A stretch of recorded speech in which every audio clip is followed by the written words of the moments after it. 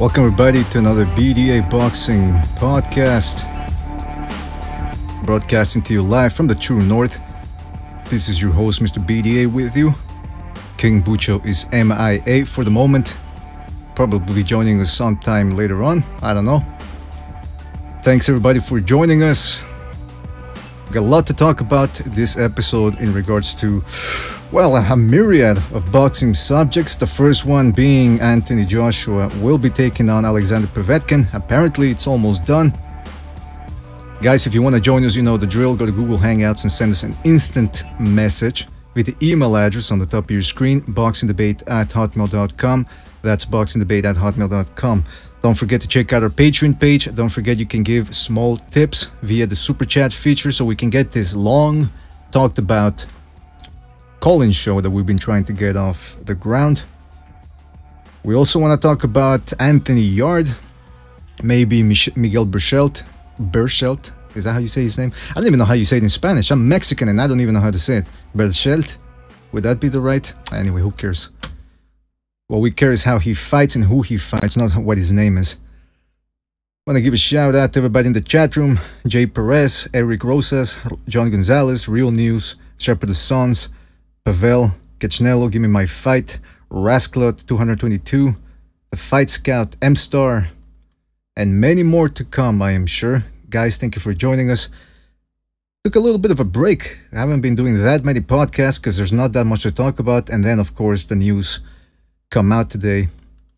Is the fight done? Can anybody answer me that? Because all I'm reading here is that the WBA ordered Joshua to fight Povetkin, and so everybody's assuming that that's the fight that's going to be taking place. But you let me know, is that fight done or isn't it?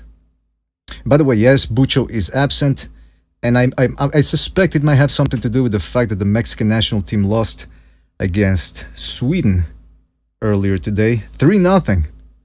What a great performance. Everybody's been suffering bad losses, or almost everybody. Germany doesn't make it out of the group. Argentina barely makes it out. Mexico, yeah, they got 2 wins, but then they got trounced today. So who knows what's going on. All right, Ivan Chuberkis in the chat says, Eddie Hearn pretty much confirmed Povetkin is next. So there you go. FNC bot, shout out to FNC, says Yarde is 100% natural. yeah, that's what I was wondering about. And like Recognize the Matrix said in the comment section, he says, you're pretty naive if you think that the guy is natural. And of course, I think everybody knows he probably isn't. The Fight Scout says Bucho went to take a piss and never came back. I'll actually tell you something. I went out with a bunch of guys one time. Bunch of guys, a lot of them I didn't know. They were acquaintances through acquaintances. And all of a sudden, one guy goes to piss in what's it called? He went into Jesus, what's the matter with an alley? My goodness, I spent so much time in alleys making money, I forgot what it's called. But he went into an alley and he never came back. But there was at the end of the alley, there was an exit. So I think he thought we were too boring, and he said, you know what, let me ditch this motherfuckers. I don't know what would have been worse. The fact that if something had happened to the guy, something dangerous, or the fact that he left us because we were too boring. You let me know in the comment section. M-Star in the chat room says, well, IFL TV, it seems that Hearn isn't the only one delaying. I mean, the WBA waited until April for Povetkin versus AJ, so they are forcing it now. Yeah, well, what's the deal with that? Why did the WBC wait all this time before they said, you know what, Anthony, you gotta take on Alexander? Whoopsie daisy, too bad. Our mistake. We kind of forgot to tell you that little detail. Really? Is that the way it works nowadays? Alright, so you know what? A lot of speculating around here. So let's go see what the Ring TV is saying about this fight. Let me put it up because I got an article here ready, supposedly explaining the whole situation. Alright. There we go. Hope you can see that. Let me zoom in a little bit so you guys can read what it says. It says, despite months of negotiations played out in the media, Joshua Wilder isn't happening in 2018 after all. That much became clear on Tuesday when the WBA announced that it had ordered Anthony Joshua to fight mandatory heavyweight title challenger Alexander Povetkin. It appears the Wilder team have not returned the contract for the fight, and therefore we are requesting a date for the Joshua vs. Povetkin fight with immediate effect. Okay, who said that? Did the WBA say that?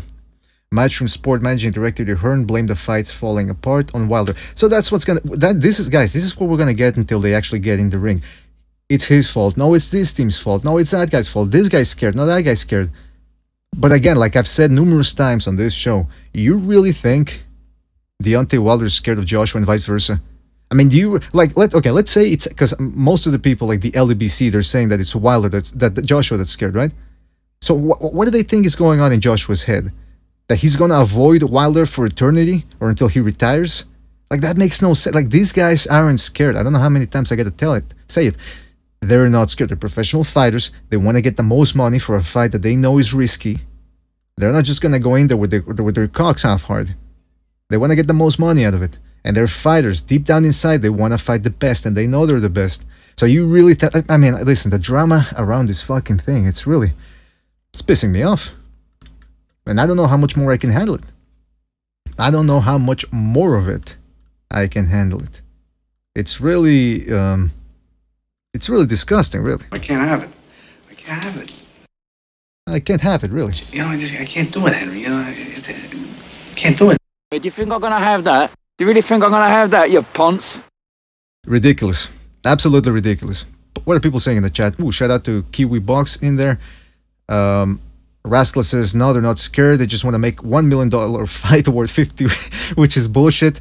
That's a good, I mean, listen, the fight is worth more than $1 million. I think you're being a little facetious here. But yeah, that's what I'm saying. They want to make the most money out of this. That's essentially the whole thing. John Gonzalez says, do what I do, BDA. Just ignore that AJ Wilder BS.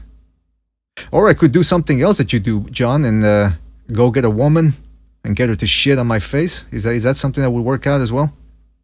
I'm just teasing a little bit here. Corruption in Boxing. Shout out to Corruption. Says, BDA, I've been following this protracted saga and can try to give a chronological summary. Well, listen, Corruption, I've been trying to get you on the show for a while now, and you've been MIA.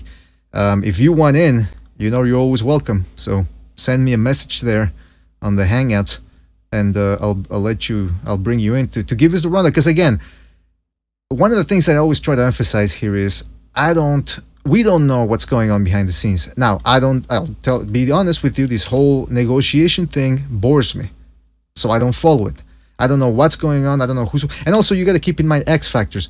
You never know. Maybe Deontay Wilder's been having trouble with his ex-wife or something. Maybe he's got child support payments or alimony. Maybe Joshua's got a gambling habit and he wants to get the... You know what I mean? Like, there's all these factors that we don't know about that are going on behind the scenes. So come on, let's the fight's gonna happen, all right?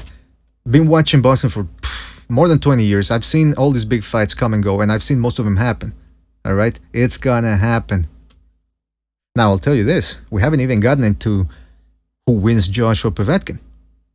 Because I know there's people out there that think, or in this panel, actually, by the way, as well, who think Povetkin runs through Joshua. There's people that have been losing confidence in Joshua ever since he failed to look like a monster against Takam and against Parker. But I tell you what, Deontay Wilder didn't look so hot against Luis Ortiz. Yeah, he knocked him out, but he almost got stopped himself. This was, mind you, against a 38-year-old guy. And so now it's Joshua's turn to take on a near 40-year-old fighter. Then again, I've always said that age is just a number. And I do believe that when you start hitting your 40s, you're in your prime nowadays. Maybe not necessarily as an athlete, but certainly as a human being. And Povetkin still looks like he's in pretty good shape. So he's got a ton of experience now, amateur and professional, combined with the fact that he's still got a working body. So you never know. But listen, we'll talk about this as time goes on. What else do we got here? There's a couple of comments that I read in the Ring TV article. One guy says, you know what, let me put it up just to have a little visual here. He says, let's be real here. Both guys want to fight. Both camps want to fight. But Hearn has the DAZN deal in place. This was all mere posturing to buy time so that the biggest draw in boxing can be on DAZN. Well played, Hearn. That's a possibility right there, right, guys? Because again, when a fight gets announced, it means that it was worked on way in advance. It wasn't just, didn't take 2 weeks to make. These type of deals take time to ferment. Guys, these are multi-million-dollar deals. Forget about the purse that the fighters are going to be getting. The purses. Think about the overall money that the event generates, both for a city, both for a venue, for the promoters, for the TV companies, the networks. I mean, this is a lot of money. And this Povetkin versus Joshua. And by the way, who said that it was gonna? Somebody in the chat said that it's gonna take place in England. Anybody say that? Let me check out the comments here. The Fight Scout asks Rasclot, do you think AJ is on the special juice? FNC Bot says, odds on Joshua Povetkin are crazy wide. They surprised me. Well, I assume Josh was the favorite, right, FNC? Rasclot says, Povetkin is risky, might be more risky than a 53-year-old Ortiz. I love that. I love that joke about Ortiz being 53. Bucho is also the one, my co-host. He was the one that was just going on and on about, oh, Ortiz is 53 years old, he's 54, 55. Like every day he was increasing the age, and it just became reality. Everybody started saying that, oh yeah, he's in his 50s, early 50s, mid 50s. Corruption Box says, Kubrat Pulev gave a great insight into the negotiation tactics of Eddie Hearn. Alright, stop teasing us, Corruption. Are you coming in or not? I sent you the invite on Hangouts. You wanna come on? Oh, sorry. Yeah, I did. No, I didn't send it. My bad. Anyway, there you go. Send the link. Anybody else that wants a link, you know what to do. Send us an instant message via Google Hangouts and I will be sending it. Otherwise, you guys know I can talk for ages here, alright? Nobody to interrupt me. Nobody to talk about ass eating. Nobody to talk about how they backed off of fighting Miguel Cotto in a street fight. Nobody to talk about drinking blood. Nobody to talk about strangling midgets. No drunk co-host to lambast me every time I make a mistake. No apology man telling us about how he doesn't want to date women. And of course, I'm kidding. You guys know I love this fucking Hangout panelists. And I miss not having talked to them since Sunday. But again, guys, there hasn't that been going on. Not a lot of comings and goings in boxing, so... Alright, Parker White took 3 days to make, says KiwiBox. Yeah, come on, but did that fight really take 3 days to make?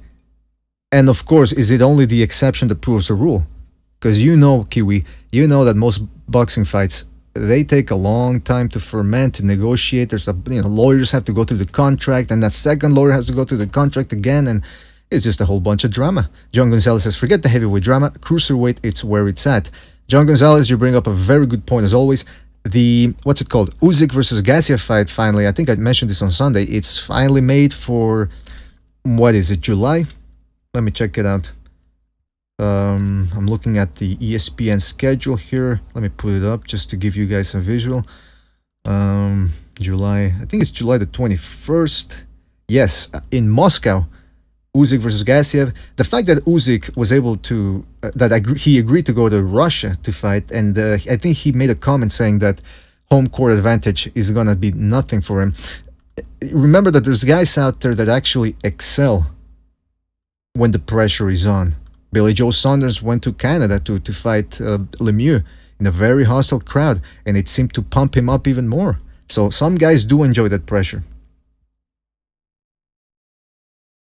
The Serpent of Sun says, you got some panelists?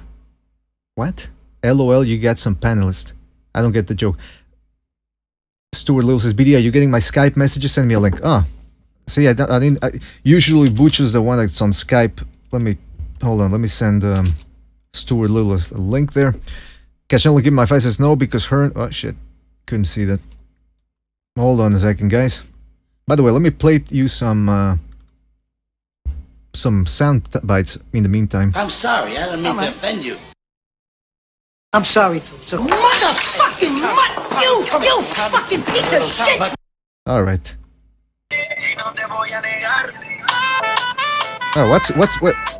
Recognize, what? I got some bachata or something going on there.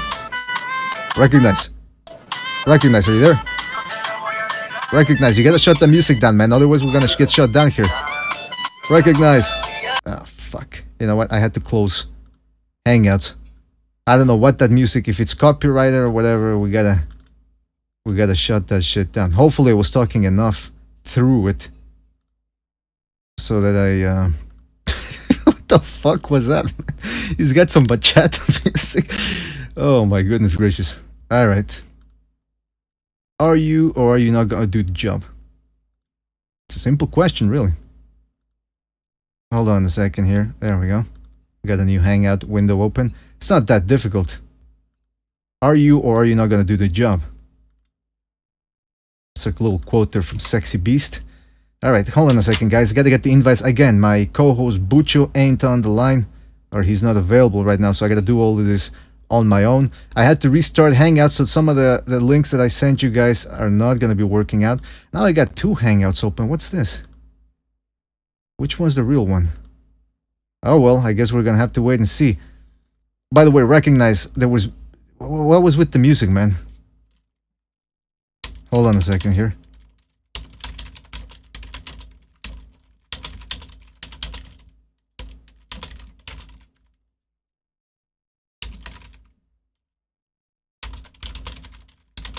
Alright. Where was I going with this? Alright, so I sent Stuart Little a link. Let me read a couple of more of the comments. Puerto Ricans make the worst music ever, says John Gonzalez. Hey, that's John Gonzalez saying that. I didn't say that. Recognize the reggaeton playing. Alright, was that reggaeton, bachata? I don't know. Recognize the Matrix has that reggaeton playing. Hahaha, says Rasclot. Yeah, recognize goes, oh shit, my bad. I don't know what's going on here. Hold on a second, let me send another. I'm resending the links to the usual suspects here, because I had to shut the first one down. There we go. Who's here? Alright, why is there a picture of 2 women, 2 blonde women? And That's me, oh, that's Stu Lil. Stu, thanks for being on, man. How's he hanging? I'm alright, thanks, yeah, not too bad. Yeah, a bit of a patch lately. I lost the mother of my child a few days ago, so it's not been easy, bro, but life goes on. So I thought I'd come and talk some boxing, take my mind off things. So that's who that is in the picture, my daughter and her mum. So that was the woman of your the mother of your children. Yeah, not bad. And I'm sorry for your loss too. I'm sorry for your loss. But you know what? That's all right, bro. Life goes on, and hopefully this show, hopefully this show can take your mind off of it a little bit. I know it's not, there's no one cure that's gonna make you wake up one day and go, okay, everything's forgotten. But hopefully, it's got to be better than sitting at home listening, putting on a Celine Dion CD, isn't it? That's not going to help, is it? Do you know what I mean? Absolutely not. Come on the show, talk some boxing with the boys. It's the best cure, isn't it? Well, Stu, again, thank you for joining us, man. And yes, this is the cure. And listen, here's the thing that people always forget about BDA Boxing is the philosophy of this show. Well, you know what? I got a quote here that says it all for you. Hold on a second here. If my show does not make people vomit and have an erection at the same time, then I've let my audience down. That's the philosophy here at BDA Boxing. We're going to try to get people to laugh, maybe puke a little as well, all right? Oh, we got Corruption in Boxing on the line as well, making a comeback from his hiatus. Corruption, are you there? Corruption, are you there? All right, I'm going to assume that he's... Oh, there you go. Corruption, what's the deal, man? You used to come in here all the time and then all of a sudden you disappeared. You've been too busy to talk boxing with us? What's going on? Yeah, I've been a little bit disconnected away from the sport. Just doing nothing much, just smoking copious amount of ganja and watching 70s Kung Fu movies. 70s, all right. Well, good for you. Are you still gambling, by the way? Of course. Absolutely. You never stop. You got to keep on going. It's the fast lane, right? Yeah, I mean, if you can sustain yourself decent lifestyle without being an employee, as I've been able to do both sort of gambling retail wise and investment wise, then Well, we'll talk about your portfolio later, but thanks for being on. I understand you want to talk about that negotiations about this whole Povetkin, Joshua, Wilder trifecta that's going on. We also have Pavel on the line. Pavel, are you there? Yeah, yes, I'm here. What's up, BDA? What's up, Stu? What's up, Corruption? What's up, chat? First of all, Stu, sorry about your loss. Keep going strong. Yeah, no, He's strong. He's strong. He's gonna make it through this, all right. It's not the end. I'm sure. Yeah, like I said, mate. You know, you just gotta get on with it. You know, it's no good. Yeah, it's no good. It's no good moping. I think someone's got their radio on in the background. I think it's you, man. Seriously. I think it's coming from your end. Yeah, it's my radio. Sorry, boys. Don't worry about my it. head's a bit frazzled. But thank you, Pavel. I really appreciate that. Like I said, you got to just move on, and it's no good me moping around, sitting around, moping around, feeling sorry for myself. There's some big boxing news, so why not come on here and talk it? I mean, let's be real. I mean, the Joshua saga is becoming a farce anyway.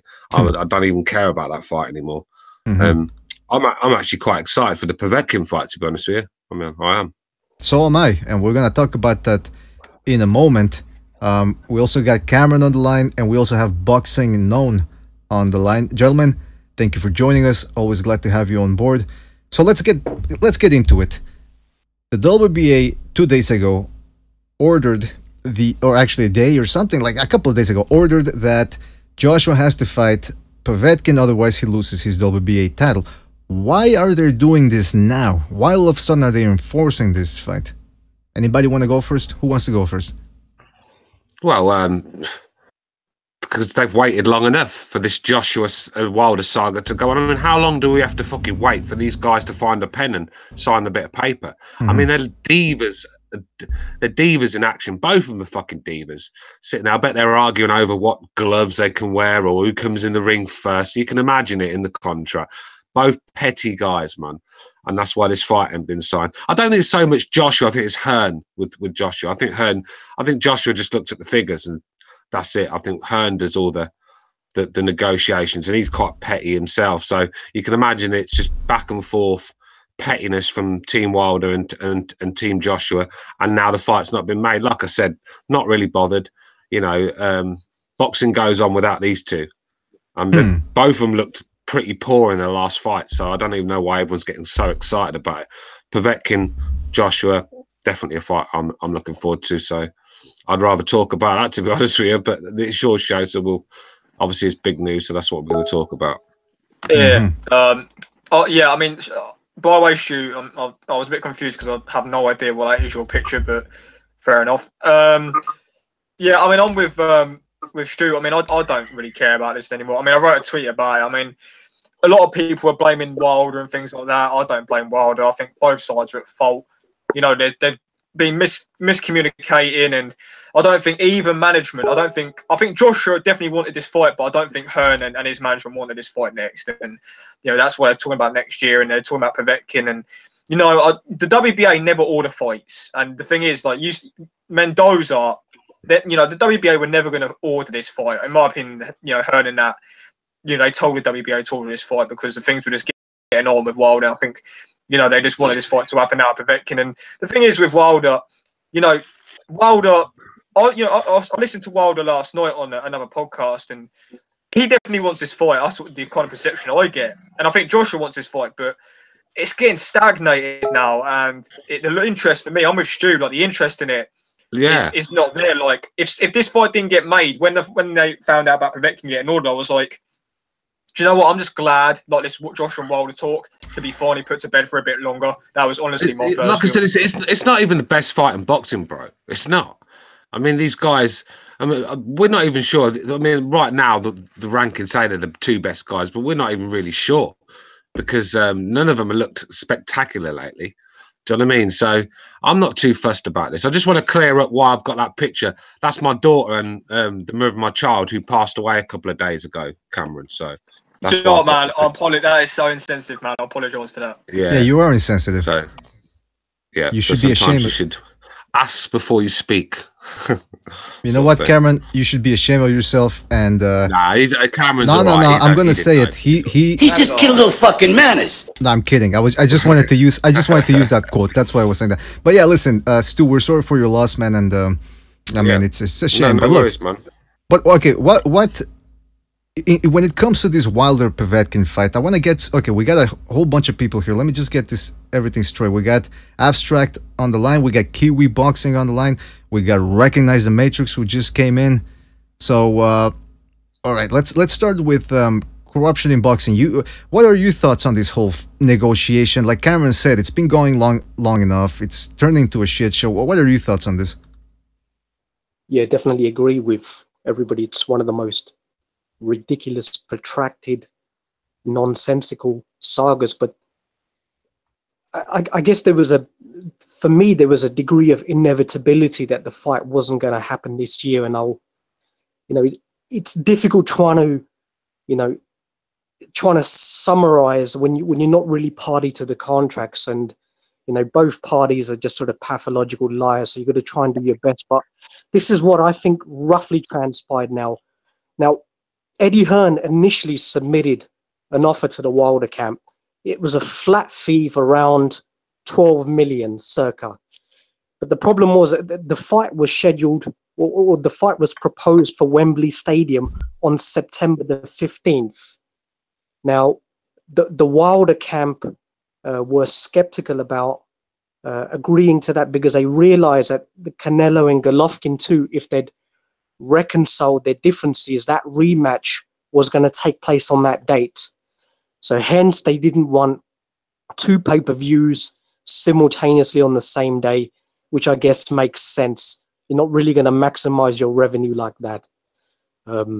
So 4 weeks transpired before the Wilder camp came back with any sort of indication. Now they came back with this $50 million offer, which is highly contentious because there's no information on who the financial backers were.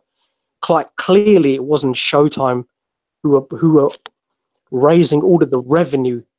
Showtime, I think they roughly indicated that although they were proposing to put the fight on pay-per-view, now that $50 million offer was for a fight to take place in Las Vegas at the T-Mobile Arena, from my understanding. So Joshua would have had to have traveled. Now, it was quite a clever offer from the Wilder camp, who basically called Joshua's bluff. Mm-hmm. Now, I knew that the Joshua camp wouldn't agree to that offer because Eddie Hearn has already stipulated that that he wants DAZN to have the exclusive rights for the fight in the United States. They've already indicated their CEO, Stephen Daniel, already said that they're more than happy to go in competition with Showtime and HBO and try and get the rights for the fight. Now, if Eddie Hearn has got a new joint venture company with them, it makes perfect sense. He can obviously maximize his revenue. Now the app wasn't being launched in the United States to the end of June. So that offer actually caught Eddie Hearn off his guard, and he admitted that. He was shocked that they were able to come up with an offer. So it didn't surprise me that they didn't agree with that. So they sent a counter offer back to the Wilder camp, and once again it was another flat fee, but they'd increased it from 12 million to around, I know it's not unclear, but it's roughly around between 15 and 20 million from my understanding. But the problem with this second offer, which they didn't send a contract, but they only sent financial terms. So Deontay Wilder, in effect, agreed to a financial offer. It's quite bizarre that these offers are not communicated via contracts, but I guess that's the way they're doing stuff. And I worked on boxing contracts about 20 years ago for a promoter over here, and that's not how we worked. But what do I know? So they sent a revised offer. Now, the whole problem with this one was that Shelley Finkel came back and agreed to it, but they wanted to make some addendums to some of the terms. So it took Eddie Hearn's people yet another week or so to draft the contract and then to send the contract. Now, this delay, Shelley Finkel came back and said the problem with this offer was that there was no date and there was no venue. Mm-hmm. So how the fuck can these people sign a contract without two vital details? So that was Shelley Finkel's problem with, and you kind of understand that he's got a point. Now the problem was that September was the cutoff date for Wembley Stadium. The Hearns clearly want the fight at Wembley Stadium. If the Klitschko and Joshua fight did 90,000 and about 2.2 million UK pay-per-view, so this fight quite clearly can rival those numbers. So the cutoff point is September for Wembley. Anything after that, due to the weather, it has to be Cardiff. Now, given the delays between the two camps whatsoever, there's not sufficient time now to have the fight at Wembley Stadium. So quite clearly, the Hearns don't want the fight at Wembley Stadium. So they already told the WBA before that if they didn't come to some sort of a resolution between 4 weeks, then I think the Hearn camp is actually happy that the WBA have intervened and now ordered the Povetkin fight, because quite clearly they don't want the fight. But the problem with now the problem with the UK is that the fight will actually generate more money in the United States. That is quite clear. If you look at the statistics of the financial details of the Joshua and Parker fight, I think the gate receipts were only around £8 million, $10 million US. So even if it does about 1.5 million pay-per-views at $19.99, it's still significant less than what Golovkin and Canelo did. Say, at 20,000 at T-Mobile Arena and around 1 million at around $74.99. So the offer that the Wilders were proposing would actually have generated far more money. But quite clearly, the Hearns and Robert McCracken in particular, from what I'm hearing, he didn't want to go to the United States. They want the benefit of the fight in the United Kingdom with UK judges and a UK referee. Right. So they're clearly afraid of. So they clearly don't want to go to the United States, and there's no doubt. But you know why though? You know why? Because if that fight happens in America, most of the money. I know America's going to bring a lot of money to the table. It is, but a big slice of money is going to come from UK revenue, and it's hard to sell pay-per-view fights at 5 o'clock in the morning. It just is, and that's the problem when it's in America. So I can see why Hearn wants to keep it in. You know, in the day, these British fans have backed Joshua when he was fighting bums. They were paying pay-per-view for him to watch bums. Let's be real. So they deserve to have the big fights at home. Wilder's proved nothing. He can't sell out the Barclays. You know, he's not been a pay-per-view fighter once in America. What does this guy bring to the table apart from his green belt, which is worth, well, the sweat in his fucking shoes? That's basically all that's worth. But them green belt. So at the end of the day, I understand Wilder wants to get paid. Of course he does. It's a massive fight. But Wilder's not in no position to be telling them, well, you've got to be in America under this terms, under that terms, when Joshua's the guy that's bringing in most of the money and most of the fans. I just don't get it. But 5 o'clock in the morning, you can forget people paying pay-per-view in the UK for that. Some will, like myself, weirdos, but the casual's not going to do it. Yeah, listen, at the end of the day, no matter where this fight takes place, it's going to make a lot of money. The question about corruption was asking was, okay, well, is it going to make more in Vegas? He says it might. Some people say it would be in England. I don't know. All I know is there's big bucks involved in this one.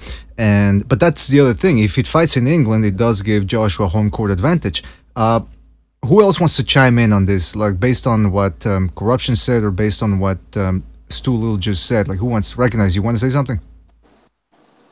Yes. First, I want to say sorry about that earlier.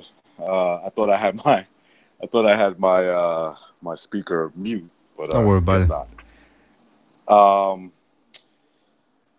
It just going back to what who was that? That was corruption talking, right? Right. All right. So thought he made some interesting points. First of all, I don't care if this fight happens or not. Like to me, as a boxing fan, it's not like the biggest fight I want to see. I just want it to get over with, sort of like the circus media behind it and the fans. I kind of want, and of course I want to see them fight, yeah, but it's not like the biggest fight that I could hope for. Going to what corruption was saying, he thinks that the fight could did he say he knows it would do better in Vegas or it could possibly do better there? Corruption? What was corruption's? It would definitely generate more revenue in the United States. Okay, so all right. So you're saying like in total, like in terms of the gate, in terms of pay-per-views and all that, you think it would do better? It would generate more money because obviously they charge more. I'm guessing what you mean by that is that they charge more for pay-per-view and obviously the gate. So at the gate in Vegas, you can charge more for marginal cost of tickets because you can attract the high rollers, etc. So if you historically look at the gate receipt of Vegas, they can get between 35 million for like Golovkin, Canelo, and Floyd's fight can go up to 40, 50, 60 million. Shit. Now the figures for Wembley Stadium and Cardiff are less than 15 million pounds. That's confirmed. So there's no speculation there. Right. So 15 million pounds compared into US dollars would be somewhere in the 20 plus millions. I'm guessing, right? I'm just guessing off the top of my head. So yeah, it would probably generate more money because I don't think it would actually sell like per unit. Like I don't think it would actually sell more than it would in the UK. But it's interesting. Look, it comes down to I think that Anthony Joshua and his people, they feel that the fight, the best chances that they have to win, the best, most comfortable situation would be in the UK. And I would guess that Wilder wouldn't mind if the fight, he would prefer it to be in the US as well, right? It's going to come down to, I hate this corny saying, but home court advantage, right? That's going to be the situation. What I find interesting is this whole WBA matter, right? Like, and then when you add Povetkin in the mix, everything that's happened with him. So I think that makes it a lot more interesting. And I think this is just a guess, maybe somebody knows better than me. I think that Wilder and his team are playing off that maybe to see, because they haven't signed the contract, right? Or the contract is not even, like, it's not fully detailed. They don't have a venue. But I think that there could be some, a game of chess, for lack of a better, phrase. So a game of chess there being played between the two. It's boring, man. To me, it's boring. I just get the fight over with, and let's move on. If not, I don't care, man. Make AJ fight Povetkin or strip him. That's it. That's the way I see it. So there you go. Recognize wants to see Joshua stripped naked. That's his deal. I mean, no, come on, you're throwing words.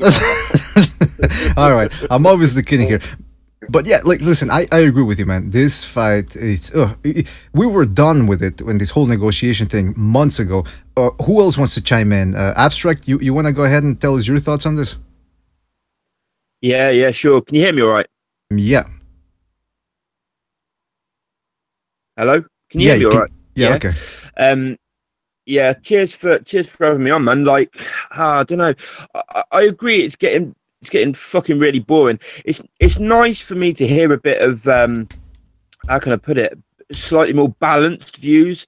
It's one of the reasons I started loving this podcast is because, like, you guys seem to have like bit of common sense, bit of balance with what you say. Because all I seem to hear in other areas of the YTBC is kind of like well, it's either like one of them's like totally fucking ducking, or the other one's like fucking ducking or whatever, he's scared and this, that, and the other.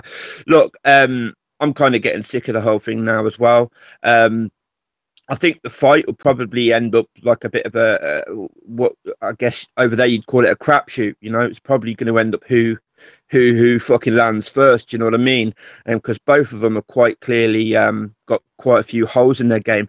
As for where it'd do better, I'm not sure I agree with the last guy. I don't think we can really say that. Look, neither of them have a like a proven pay-per-view history in the US. That's a fact. Yeah, neither guy. Wilder struggles to sell out in his home state. Yeah, that's just factual. If you add to that the loss of attendance from UK fans, not so many obviously are going to fly to Vegas. And you also factor in what Stu pointed out as well, which was, other than sort of like degenerate boxing nuts like us, people are not generally going to be staying up till 5 a.m. for the pay-per-view. So I think if you add those factors together, I just think it's impossible to sort of like gauge how much the fight would potentially make in the US. I think it's just a safer bet to have it in the UK, where at least one of the fighters has a proven pay-per-view history. And definitely I would say at the minute, as far as promoters, look, I fucking hate them all. I think they're all lying snakes who, just sort of like throw people to the walls for money, basically. A la Cal Brook with Golovkin, David Price with Povetkin recently. It was all about money, but I think as far as promotional sort of like ability and their ability to sell a fight and put on a good, event and stuff, Eddie Hearn is kind of like just about the best guy in boxing at the minute for me, as far as that is concerned.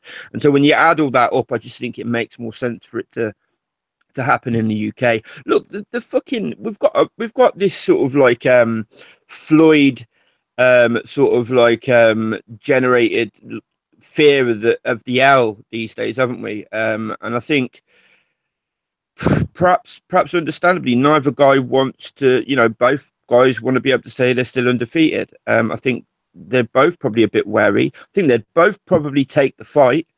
I think there's been a lot of bullshit from both camps. I think the 12.5 offer was ridiculous. I think the 50 million offer from Wilder, I've got it in the bag. We won't meet you. We won't tell you any of the deals. Just accept it now. You've got till the end of the day, was fucking super ridiculous. And how anybody like bought that and sort of like thought that was genuine, I just have no fucking clue.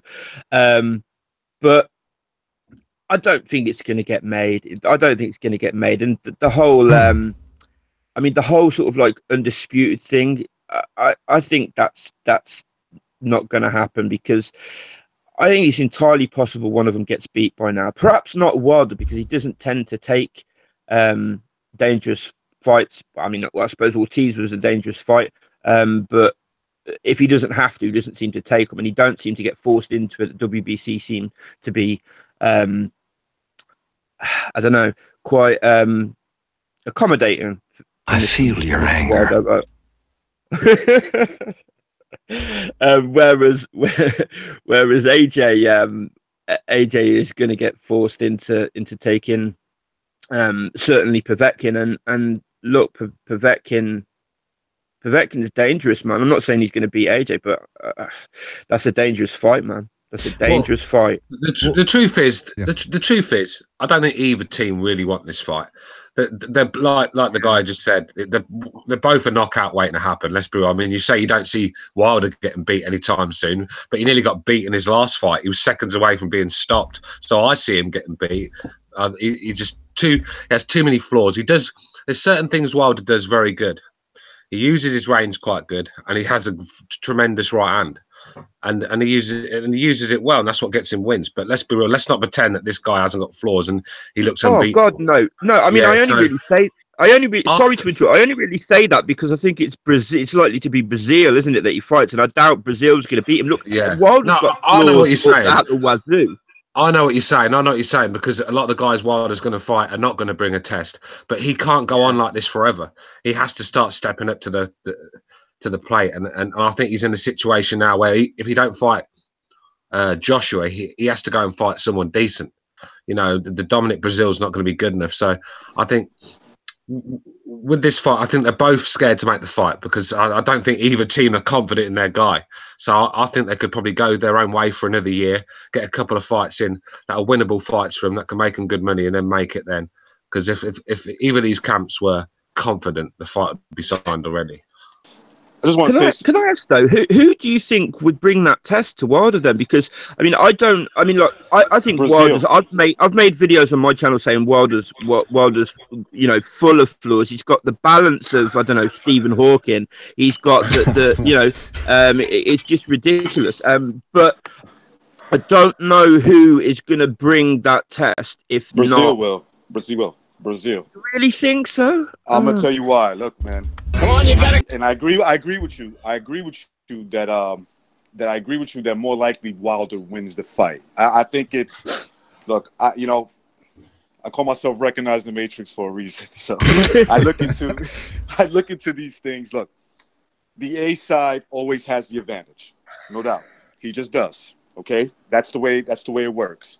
Now, this is the way I look at things. It could happen that, first of all, it's not like the B side's in on it. He's not in. That's the way I see boxing. He's not in on the. They want the A side to win narrative going into the fight, right? They'll help him out. They'll do the best they can. They're not gonna obviously fix a fight. They can't do that, right? So. All right, hold on. Who's gonna? I think that if you look. Yeah, please mute your mics if you're not gonna be talking, because we can't be having a background noise. Sorry, go ahead, Recognize. Okay, so the reason why I think that Brazil can win the fight, some of the things that I just pointed out. Number one, the styles. If you look at the fight with what's the kid's name? They call him El Gallo Negro. El Gallo Negro. Gerald Washington. Okay, Gerald Washington. Gerald Washington showed the blueprint to beat Wilder. In that fight, obviously, there's a way to beat Wilder. Just put a jab on him. The problem with Gerald Washington was he's a very passive boxer. He's passive, like he doesn't go for opportunities. Like when, for instance, if I'm smacking you with the jab and I see that I got you off balance, it would serve me better to if I'm a righty, right? Which I am. I'm a righty. To shoot off the right overhand right, because that's the perfect time to shoot off that combination, because you got your man off balance just with the jab alone. He didn't do that. So what happened? Deontay Wilder was able to time him. It took him five rounds or 4.5 rounds to finally time him.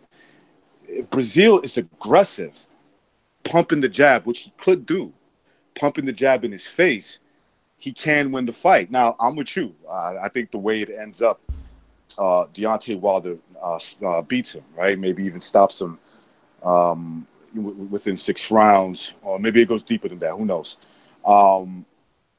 But I disagree that Brazil doesn't have a chance, because Wilder is fundamentally flawed. A guy with a good jab could beat Wilder. That's what it comes down to. You pump the jab. The Gerald Washington fight is the blueprint. Go look at the first 3 rounds. Maybe look at the first 3 rounds. That's how you beat Wilder. All right, but hold on. Let me just get because we have a lot of people here, so bear in mind, not everybody gets to talk all the time. But we got Boxing Known and Kiwi Boxing. Let's start with Boxing Known. Boxing Known, are you there? Boxing Known. All right, so let's move on to Kiwi Boxing. Kiwi, are you there? Yeah, man. All right, good to have you on board. Man. Oh shit! All right, so yeah, Kiwi, what are your thoughts? I mean, listen, everyone's given their say on this. What do you want to talk about? Do you want to go off on what Recognize just said? Do you want to give your thoughts on Joshua Povetkin or the whole Joshua Wilder drama? You tell us. Go ahead. I have a quick chime in with that Brazil. I don't think Brazil's got a good enough jab to carry out that game plan that Recognize was talking about. I see what Recognize says, that blueprint is there, but I think Brazil's far too slow and he doesn't use his jab well enough. I think he has a good chance, well, not a good chance. He does have a chance, however, because he's a good pressure fighter. He'll keep coming and he'll keep coming no matter what you throw at him.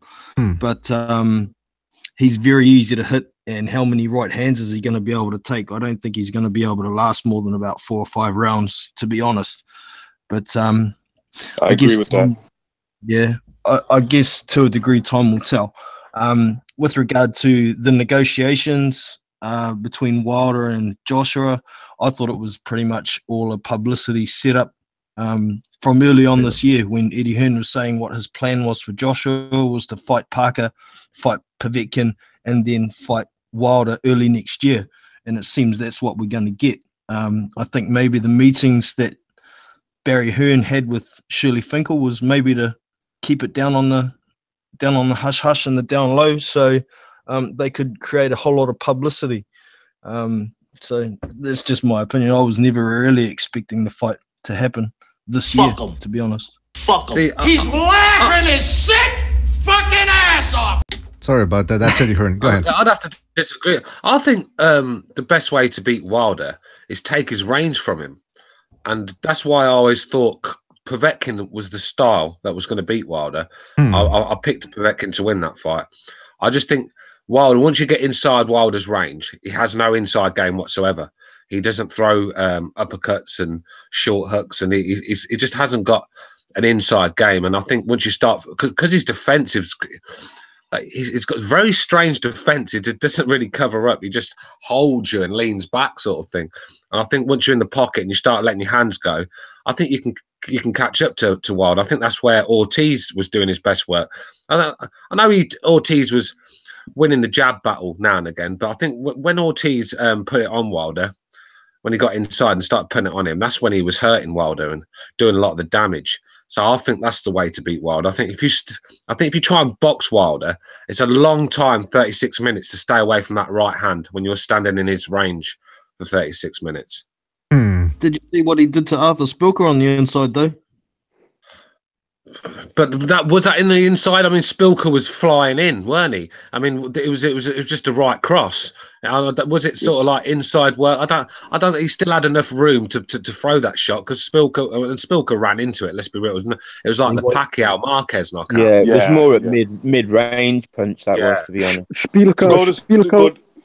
Spilker, sorry, recognize. I'm just gonna say, Spilker did the same thing over a couple of rounds, jumping into the punch and lunging in with that overhand left all night. So he was just asking to be countered, really. Yeah, he was asking to get knocked out eventually. Going back to what Stu just said quickly, I agree with you. The inside game, getting inside or mid-range, because of I don't think he really has much of a inside game in terms of uppercut and whatnot, but you have to do that with a jab. That's what I forgot to say was, you start that off with a jab, because his stance is so, he's a stationary stance. He has a stationary stance, so you can punch him as you're going in, punch him with the jab. Had Gerald Washington been a little bit more aggressive, he would have been in at least mid-range to shoot off punches if he'd have followed up on his jab. And I think he would have gave Wilder, if he had that temperament. The thing is having that temperament, though. He would have gave Wilder a lot more problems. And I said to myself, man, if Povetkin and guys that are aggressive by nature, even Joshua, if Joshua starts noticing I can hit this kid with a jab pretty easy, starts coming in, that's the blueprint to beat him. But if you're gonna stand there, right, and just jab him, it's gonna end the way it ended for Gerald Washington, because he's gonna time you and he's gonna land that overhand right. And that's it. All right, let me get to Boxing Known, because he hasn't said anything yet. Boxing Known, what do you think about this Brazil? Does he have a chance against Deontay Wilder? Have you seen Brazil, by the way, fight? Has he improved since the last time I saw him against Anthony Joshua? Well, did you see him against Izzy? He was very wild. It was I think this fight with Deontay is going to be very emotionally charged for him, which might lead him into doing some things that probably will put himself in danger. If he wants to try and stay on the outside, which is probably not the best idea, I think the best thing he can really do is try and charge him. If I'd say there's only two ways you're going to beat Wilder, and that's one, just get on the inside, just stick to his chest and just work his body as much as you possibly can, because that doesn't really... When Ortiz did it, he seemed to be really affected by the body shots. When he did the 3 or 4 real heavy shots to the body, like he was hitting a water bag. Then Wilder just looked completely screwed. But if someone else did that and kept on him, didn't let up, stuck to him, and worked him from the inside, as has already been mentioned, I can't see that Wilder will get enough leverage on his punches to make him dangerous. But that's the thing. If Brazil goes in there wild and just starts letting his hands go and dropping his hands while he's punching, I don't, yes, if you're on the inside against Wilder, you're safer than if you're on the outside. But if making your way on the inside is still dangerous because he can catch you the way he caught Szpilka. So yeah, there is that. I think he has to. I think he has to do the Sean Porter way. Where he comes in with the double jab and then just comes low and gets in close and then starts mauling you. That's the sort of thing you got to do to Wilder. I think if you, like you said, if you rush in too sloppy or too fast, you could walk right into that right hand and it's over for you. You're asleep.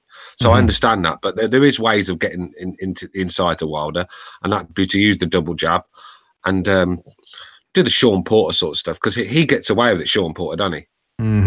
Or maybe do a Tyson Fury style sort of flinchy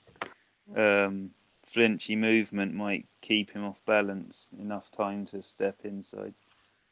Yeah, I said that before the Wilder Ortiz fight. I said Ortiz is gonna have to feint, because here's the thing, and I've said this before: Wilder, for as off balance as he is, and for all his technical flaws, he makes it work because he's got very good reflexes and he's a very tall guy. So all he has to do is stretch out his arms, back away, which is normally a no-no, but he makes it work, and he makes it so that it's very hard to hit him. And Ortiz, this motherfucker, every time he went nuts, he started getting caught with the right hand. You have to be patient. You have to feint him off position and off balance. There's no other way. Szpilka was doing a pretty good job, but he couldn't get to Wilder. And if Joshua does fight or Brazil fights Wilder, he can't just jump in there winging shots, because otherwise he's gonna get caught. Don't get it twisted. Wilder knows how to counter with that right hand, and against a wild guy like Brazil, pretty sure he fucking catches him. So is this the way it's gonna go down now? Povetkin is gonna fight Joshua and Wilder's gonna take on Brazil. Is that the way it's gonna go down? Yeah, probably. I wouldn't be surprised. That is the way it's going down, isn't it? Let's be real. That is the way. I'm not complaining about it. You're not complaining. Yeah, about me either. To be honest with you, that's what I want to see. I just think Brazil's going to be just a bit too slow for Wilder. Agree. I think that's. Yeah, I agree. Agree. It's a bit too slow for most guys. Yeah. The thing is, Brazil is a big dude, right? And the problem that I've seen in him is that he doesn't really utilize his physical gifts, his iron reach, the way that he could ideally in the boxing match. The thing is, he's got a lazy jab, and that's the first problem with him. The second one is that he's not Tyson Fury. He's not really quick on his feet, really. So I don't really see him beating Deontay Wilder, first of all, on points, and second of all, if there's a knockout, I don't think Dominic has a really big chance of knocking out Wilder. I mean, we've seen in the Luis Ortiz fight that whenever Wilder is compromised, he's in troubles, then the referee is going to help him, and the usual shenanigans. For example, like for example, like stitching up the tape again and all that stuff, similar to Jeff Horn and Manny Pacquiao fight. I don't think Dominic has the capacity in terms of his skill primarily to beat Deontay unless he lands I don't like to say that a lucky punch, but that's what it is. Brazil is a big dude, and of course, just by that fact, he has a chance to beat to beat Deontay because Wilder doesn't have like, granite chin, kind of like Golovkin, and that's a heavyweight division after all. So I don't really. Yeah. I was just going to say, bro, sorry for interrupting. I was going to say one thing as well. Brazil is a tough guy. He's not going to fall over, is he? He's not just going to get hit and fall over like some of Wilder's, but he's going to be there to fight. So it is interesting, yeah. Yeah, absolutely. And the thing about Brazil is that I didn't really see him perform the way that I would like him to perform as a proper heavyweight against the bigger guys, kind of like Joshua, right? We've seen him losing to Joshua, but we have a prospect in Poland. His name is Izu Ugono, and the dude is basically a cruiserweight, but he fights at heavyweight, and he managed to outbox Brazil for the first couple of rounds, but he just got clipped in. I don't know. I think it was the second half of the fight. I don't remember that fight really correctly. So he went down just because he was punched flush on the chin by the bigger dude, by the proper heavyweight. But the thing is, he just doesn't have the necessary skill or the experience to beat Wilder on points. And like I said before, maybe there will be a lucky punch happening, straight right flush to the chin, to the Wilder's chin, that is. But, that's highly unlikely. And if I would have to bet, I would have bet on Deontay definitely, possibly by stoppage, because Brazil has a pretty decent chin. I don't think that he would take like a, I don't think he would take a monstrous right hand, Wilder's right hand to the chin and recover from that quickly enough, as we've seen in the Joshua fight. But, it is what it is. I think Brazil is just going to be one of the biggest guys in Wilder's career that gets knocked out. Yeah. All right. First of all, you're making me a little uncomfortable the way you address these fighters on a first name basis. Dominic, Deontay. What, do you know them? Oh Jesus! Come on. Come on. What? By the way, English is my second language. Give me a slack. Pavel knows people. Yeah, I'm sure he does, man. Right? English is my second language. Give me a slack, man. That's not an excuse. That's not an excuse. You want me to come in? We start over again, Mike? Listen, no, but I do agree with you. I mean, Brazil, look, I'm still not convinced. Yeah, he fought, he's a proper heavyweight, legit heavyweight, because he's a big dude. And he can take out people with one shot, like you said. So, and there's always that risk with Deontay Wilder, right, guys? That he doesn't have that great a chin, and that if you catch him, maybe you can put him out. So maybe that's what Brazil is hoping or banking on. But I don't get this feeling from you guys, based on what you've said, that you don't think he can outbox Deontay Wilder. Hell no. No. He's too slow. He's too slow. Somebody said it earlier. He's too slow. Mm-hmm. He doesn't even deserve to be there in the first place. He nearly lost to Mansour. He only won that fight because Mansour had to retire. He nearly lost to Izu. Ugono. He's had some troubles keeping up with any elite fighters. He hasn't really fought any elite fighters besides Anthony Joshua. So, at elite level, I don't think Brazil's going to cut it. I don't think he's going to last. He's just basic as well, bro. He's just a basic fundamental fighter that doesn't do anything special. He hasn't even got the real power to get him out of trouble. He's just quite slow and methodical, shall we say. And I just think it's basic stuff, and I just think you need a bit more. A bit more than that to beat Wilder, I think. Like I said, very, very slow, and that's going to be his downfall.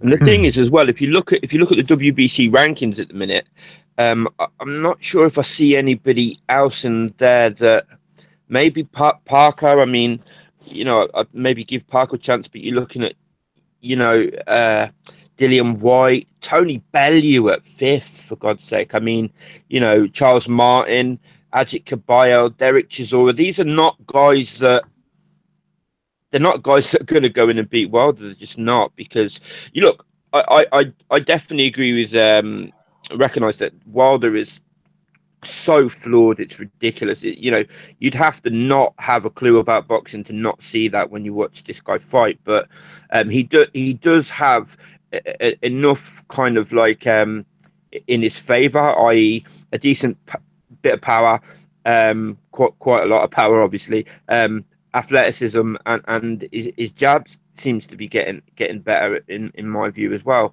I don't know.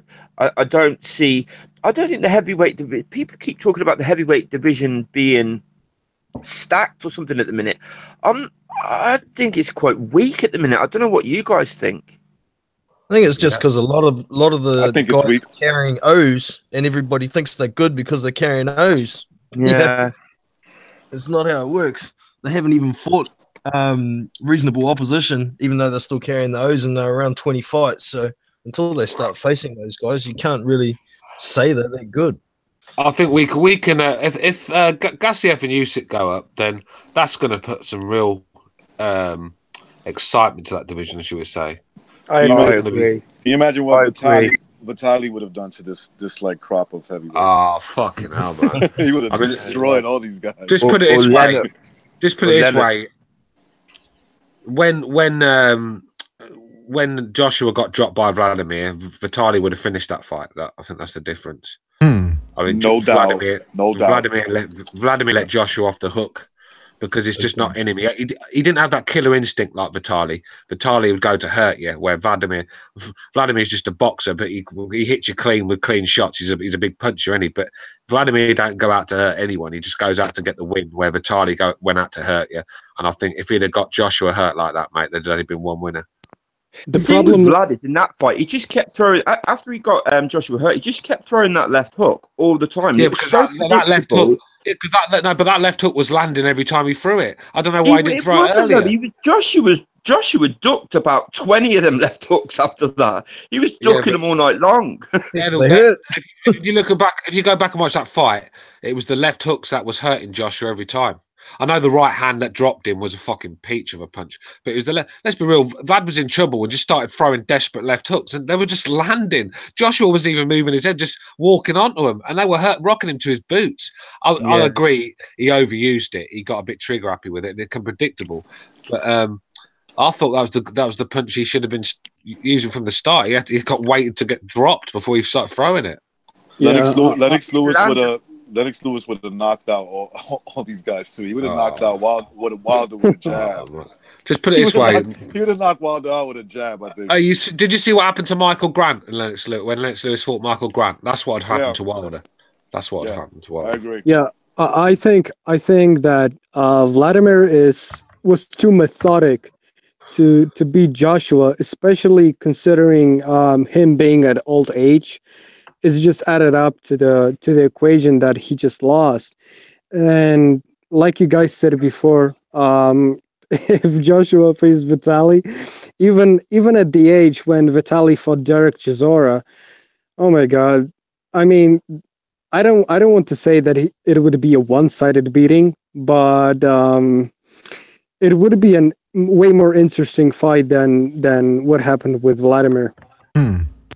That's interesting. I think Vitaly was he had that stamina, man. He wasn't throwing everything hard. He would just like slap you, and then every once in a while a good, nice straight right hand, slap you. He would have gave Joshua a heart attack. Yeah, and he had a granite. He had a granite chin. It would have been really hard for Joshua to pull out a knockout win like he did against Vlad, where he just caught Vlad and it was over. I've never seen anyone hurt Vitaly. Like you said, I agree, Stu. It's very hard to pull out, man. What's that? Vitaly was a nut job. He was a nut job. Did I tell you guys? Remember the Lennox Lewis fight? I mean, cut up everything.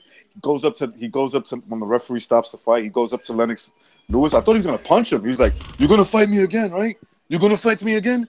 And Lennox was like, yeah, okay, I'll fight you again. And the fact that he just kept screaming no over and over again with that like Frankenstein voice of his no, and then he's like, I read somewhere he had 200 stitches in his face. 200. Yeah, that's what I read. Yeah, he didn't get that from eating pussy. I'll tell you that much. I think I think it was actually 150, like 60 in the inside portion of his wound, and like the rest of on the outside.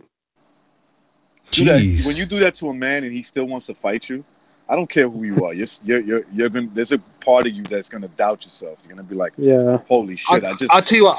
I think inexperience cost him against Lennox Lewis, because he was beating Lennox when he was boxing him, but he just started going to war with Lennox, and Lennox was just throwing desperate shots that were wide and slow, and I think inexperience. Vitali went to war with Lennox, and he was getting caught with big shots, and they were cutting him up. But when Vitali was boxing him from range, he was doing the work on Lewis. But I think that's why Lennox Lewis retired. I think in the rematch, I think Vitali would have been a lot harder to beat. I agree with you, Stuart. That's exactly what I saw in that fight. It was the experience of Lewis, the inexperience of Vitali at that moment as a professional fighter that cost him that fight. Right. And by the way, he was outboxing him easily. He was just outboxing him. It's just that when he had that, when his warrior instinct kicked in, he got caught with shots, and he was still winning that exchange. It's just that when Lewis was hitting him, it was busting him up. I agree. Yeah, definitely, bro. By the way, don't forget that Lewis was supposed to fight Kirk Johnson, and I don't think he took him too seriously, because he showed up fat for the Vitaly Klitschko fight, because he was a late replacement, right? Like a week or 2 week replacement, something like that. So he wasn't even training hard for that fight. So you do have to wonder what would have happened if Lennox Lewis had come in shape. I mean, it's one of those what if questions that I don't know if we're ever gonna get. We're never gonna get an answer to that, obviously. But what do you guys think? It was a year layoff for Lennox Lewis. His last fight was Mike Tyson. It looked like he pretty much, was thinking about retirement, and I guess they offered him a lot of money for that fight. I don't remember exactly, right? It was a year. I know for sure that it was a year after he fought Mike Tyson. He made a lot of money for that fight, and he was thinking about retirement. I think he was thinking about fighting Kirk Johnson. I think that was the deal there, but they offered him more money, obviously, to fight Vitali. Fought Vitali, and then he did look soft. He came in like 250. His normal weight was like 245. He came in around the 253 mark, somewhere around there. So he didn't look that motivated. But again, Vitali is a great fighter, but Lennox Lewis is possibly one of the greatest super heavyweights of all time, Well, he's my top 3 of all time, Lennox Lewis. Whoa. Top 3. Heavyweight? Stu, did you say top 3 heavyweight or British fighter? Top 3 heavyweight of all time. Whoa. Yeah, me too. Me too. Yeah, I think so.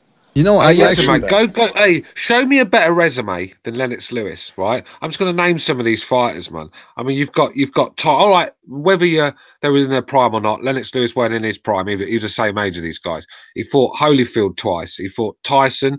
He fought Andrew Golota after he just beat the shit out of Riddick Bowe and stopped him in a round. Ray Mercer, Tony Tucker. He must have thought it was White Boy Day.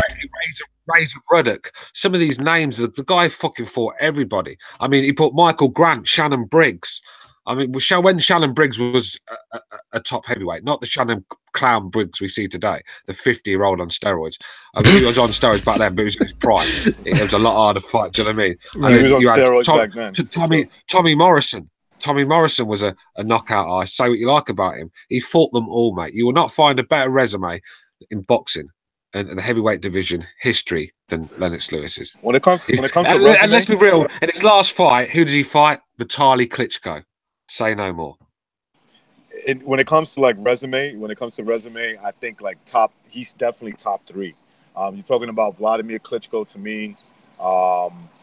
You want to throw in Evander Holyfield in terms of just resume? I throw in my lifetime. I'm talking about my lifetime, not Muhammad Ali. I didn't see him fight, or at least I didn't see him fight in his prime.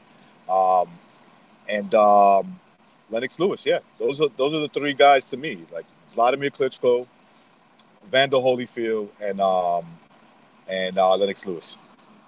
In terms of resume, just resume alone. Right. So I take it you guys don't. Oh, sorry. Go ahead, Pavel. Let's be real. How many times in America did Lennox Lewis get written off? Always second favourite to win a fight. No matter who Lennox Lewis fought, he was never favourite. It was only when he started beating them the latter years, the Americans started giving him credit. This guy got no credit yet. Beat everybody they put in front of him. Lennox Lewis beat every man that he's ever faced. All right, he lost 2 fights, but he revenged him. Pavel, you want to say something?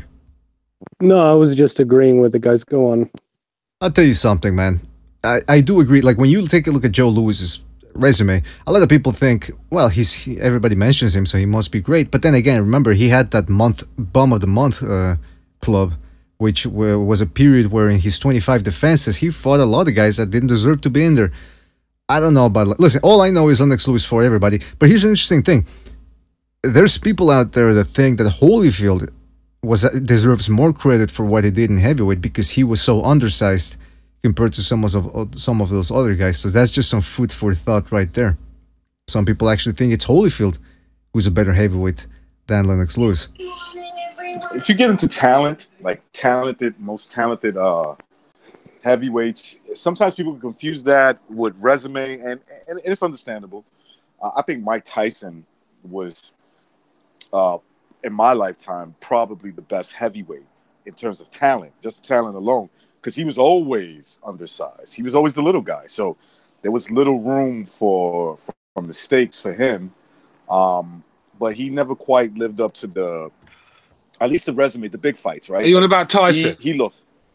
Yeah, like Mike Tyson. But like I said, bro, when you look at his resume, though, that's the problem. Even in his prime, I mean, I know he beat Larry Holmes, but Larry Holmes was well past his best. Let's be real. I think he was 36 years old at the time. I know that don't sound old today, but back then it was. He'd had 50-odd fights, 60-odd fights or something. So Holmes was past it. I mean, he fought a cruiserweight in Spinks that had about, 12 fights or something. I don't know. I'm just guessing now. But then, he lost to Buster Douglas, who was a fucking bum, right? He struggled with Bone Crusher Smith. This is in his prime. But go back and watch the Bone Crusher Smith fight. I mean, it was horrendous. Mitch Green he went 12 rounds with Razor Ruddock, a man that Lennox Lewis demolished in 2 rounds. Right, he beat him in the first fight. I think he stopped him. Didn't he stop him in their first fight? Yeah, he stopped him in the second. He stopped him in the second, or it might have been stopped him in the first, and went 12 in the second. I know he went 12 one of them, but this is in his prime. Then you look at the destruction, the beatings he took from Holyfield. I mean, that's still a good Tyson. That was Holyfield destroyed him twice. Lennox Lewis paid with him. I mean, this guy was good, but one of the most overrated fighters in the history of boxing. Iron Mike Tyson. I would agree with Stu. Beside one thing, that Buster Douglas was a bum. For me, Buster was an elite level of talent.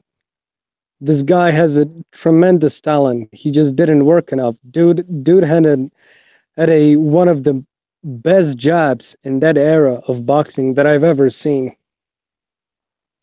Yeah, Buster Douglas was very talented, but like you said, he ate his way out of success. I mean, I think that the rumor was that prior to the Holyfield fight, which was right after the Tyson one, he was eating pizza and spent, in the jacuzzi. And I mean, I think it's just mentally, that just goes to show you that mentally some guys are looking for failure.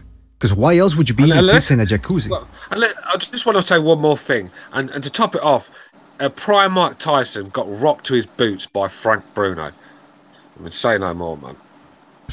Yeah, but listen, that's the thing. Tyson, everybody gets all hung up on the what if. The fact that he was such a young guy and he was able to beat up men that were bigger than him. Because again, let's remember, he was 5'10 and a half, 5'11". So he was at his advantage, and what he was doing was quite impressive. But when we analyze and judge careers, we judge them based on resume. And there's no doubt that Lennox Lewis had the best one. Look, he beat Holyfield twice, the guy that beat Tyson. He beat, like you guys said, Vitaly in his last fight. He beat Golada. He did take out Oliver McCall, made him quit. Yeah, I know McCall was a crackhead and he was I think he was going through withdrawals or something. But I mean, the resume is there for Lennox Lewis. The resume is there for Lennox Lewis. I don't think you can. But the resume. Look, the resume for Mike Tyson is a bit suspect. I'll agree to that. But when it comes to talent, man, like you said, I mean, he was 5'10", 5'11", 215, 220. Like, that was his prime. He was constantly in the ring with guys 6'3", 6'4", 235, 240. That's good weight. That's like good muscle weight. And he was, you know, he had to use what the little man had, which was speed, precision, and he did it in an aggressive manner. To me, that's why I say, in terms of talent, he was one of the best heavyweights of all time. The resume, I can't argue that it's pretty suspect. But James Buster Douglas, he wasn't supposed to lose to. You know, obviously you could see that there was a part of Tyson that was fucking up at that point. But that goes into the mental part, and you got to take that all into consideration. Who was the fighter that Tyson showed his pubes to? Orlando Cruz. Oh, no, it wasn't Orlando. Yeah, he showed. There was a fight where he was at the weigh-in. He was at the weigh-in. He was at the weigh-in with another guy, and he opened up his. After the weigh-in, they were doing the face-off, and Tyson like started opening up his trunks so that the guy could peer down at his pubes. First of all, if a guy is doing that, you don't look down at his fucking pubes. You keep on looking straight ahead, and you call him Orlando Cruz. I would have pulled out of the fight. I would have said, "Listen, I'm not fighting this homosexual maniac up there. I can't fight him." Sorry. Well, technically, you could have accused. Nowadays, somebody would have accused him of sexual harassment.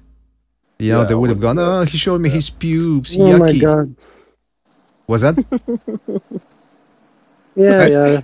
Today's sexual harassment. Yeah, we know that. Oh yeah, it would have been sexual harassment all the way, man. Human resources involved. I mean, Sakib in the chat room raises a good point. He says, "What would you do if Tyson showed you his pubes?" I would tell him to get some landscaping done. A little manscaping, though. That never hurts. I think we talked about this in the show, another episode, about how most of you manscape. I prefer to leave it all there natural. I don't touch anything down there. I give it a good tune-up every once in a while, but I don't do much more than that every day. I would tell Mike Tyson, since you're a millionaire, I'm going to sue you. But if this was the streets, I'll punch you in your face and get knocked out afterwards. But yeah, I know you would have done that, man. You don't back down from professional boxers. Oh, wait. No, but Seb Cotto. That's right. I think us guys, we come from a generation where we got to see prime Mike Tyson, the young guy, this animal that the media built up to be this destructive monster, the baddest man on the planet. He came in with his Jack Dempsey shorts, and it was the real deal. And this guy was one of the most popular, well, probably one of the most famous people in the world. That's how big Mike Tyson was. So I think as we grew up, we see all this hype around Tyson. I think we bought it a little bit. But as you get older and learn boxing and learn the history of boxing and go through resumes and watch fights, you get to realize that this guy was just not as good as we were told in the media. You got to let the fighters. That's why I don't get into, Anthony Joshua is going to be one of the greatest heavyweights of all time, or Deontay Wilder. These guys' careers are not over. You're looking too far into the future and calling these guys Hall of Famers. You got to see how the whole thing plays out. The same thing, the argument that who has Triple G beaten that's a Hall of Famer. I'm like, these dudes' careers are not over. I mean, Arturo Gatti made it to the Hall of Fame. Is he better than Kell Brook? Is he better than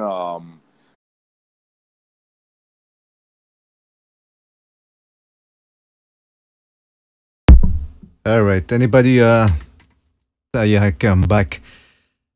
Unfortunately, something happened here with the connection. I think there's a storm brewing here. Can anybody hear me, by the way? In the chat room, let me know. Overhand says Gaia 500 is behind us. Yeah, I'm pretty sure Gaia 500 is still around there. We couldn't completely erase Gaia 500 off the network, but we are working on it, so there you go. All right, guys, hold on a second. Okay, people can hear me. Fantastic. I don't know if I have to restart the stream, though.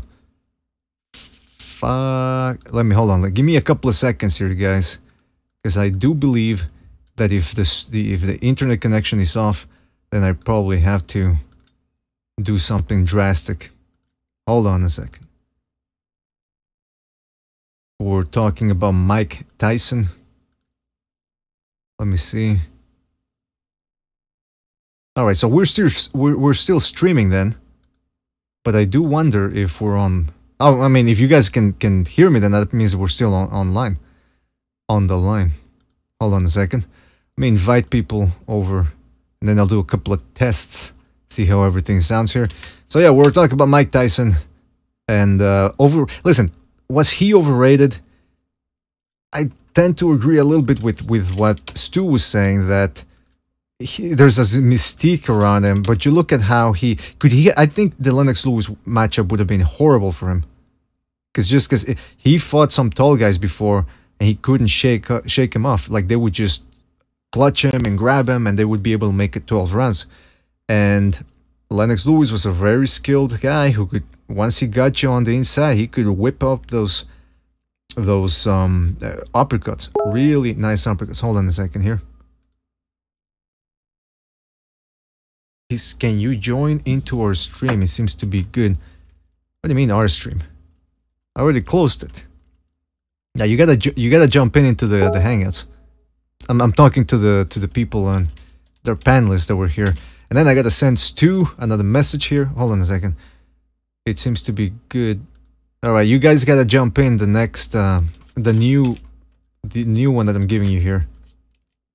Otherwise, it's not gonna work out. All right, hold on a second here. Technical difficulties, ladies and gentlemen, tends to happen. Wait a minute, is this the same stream? Did I just crikey. I didn't swear, by the way. I'm on a Norse swearing.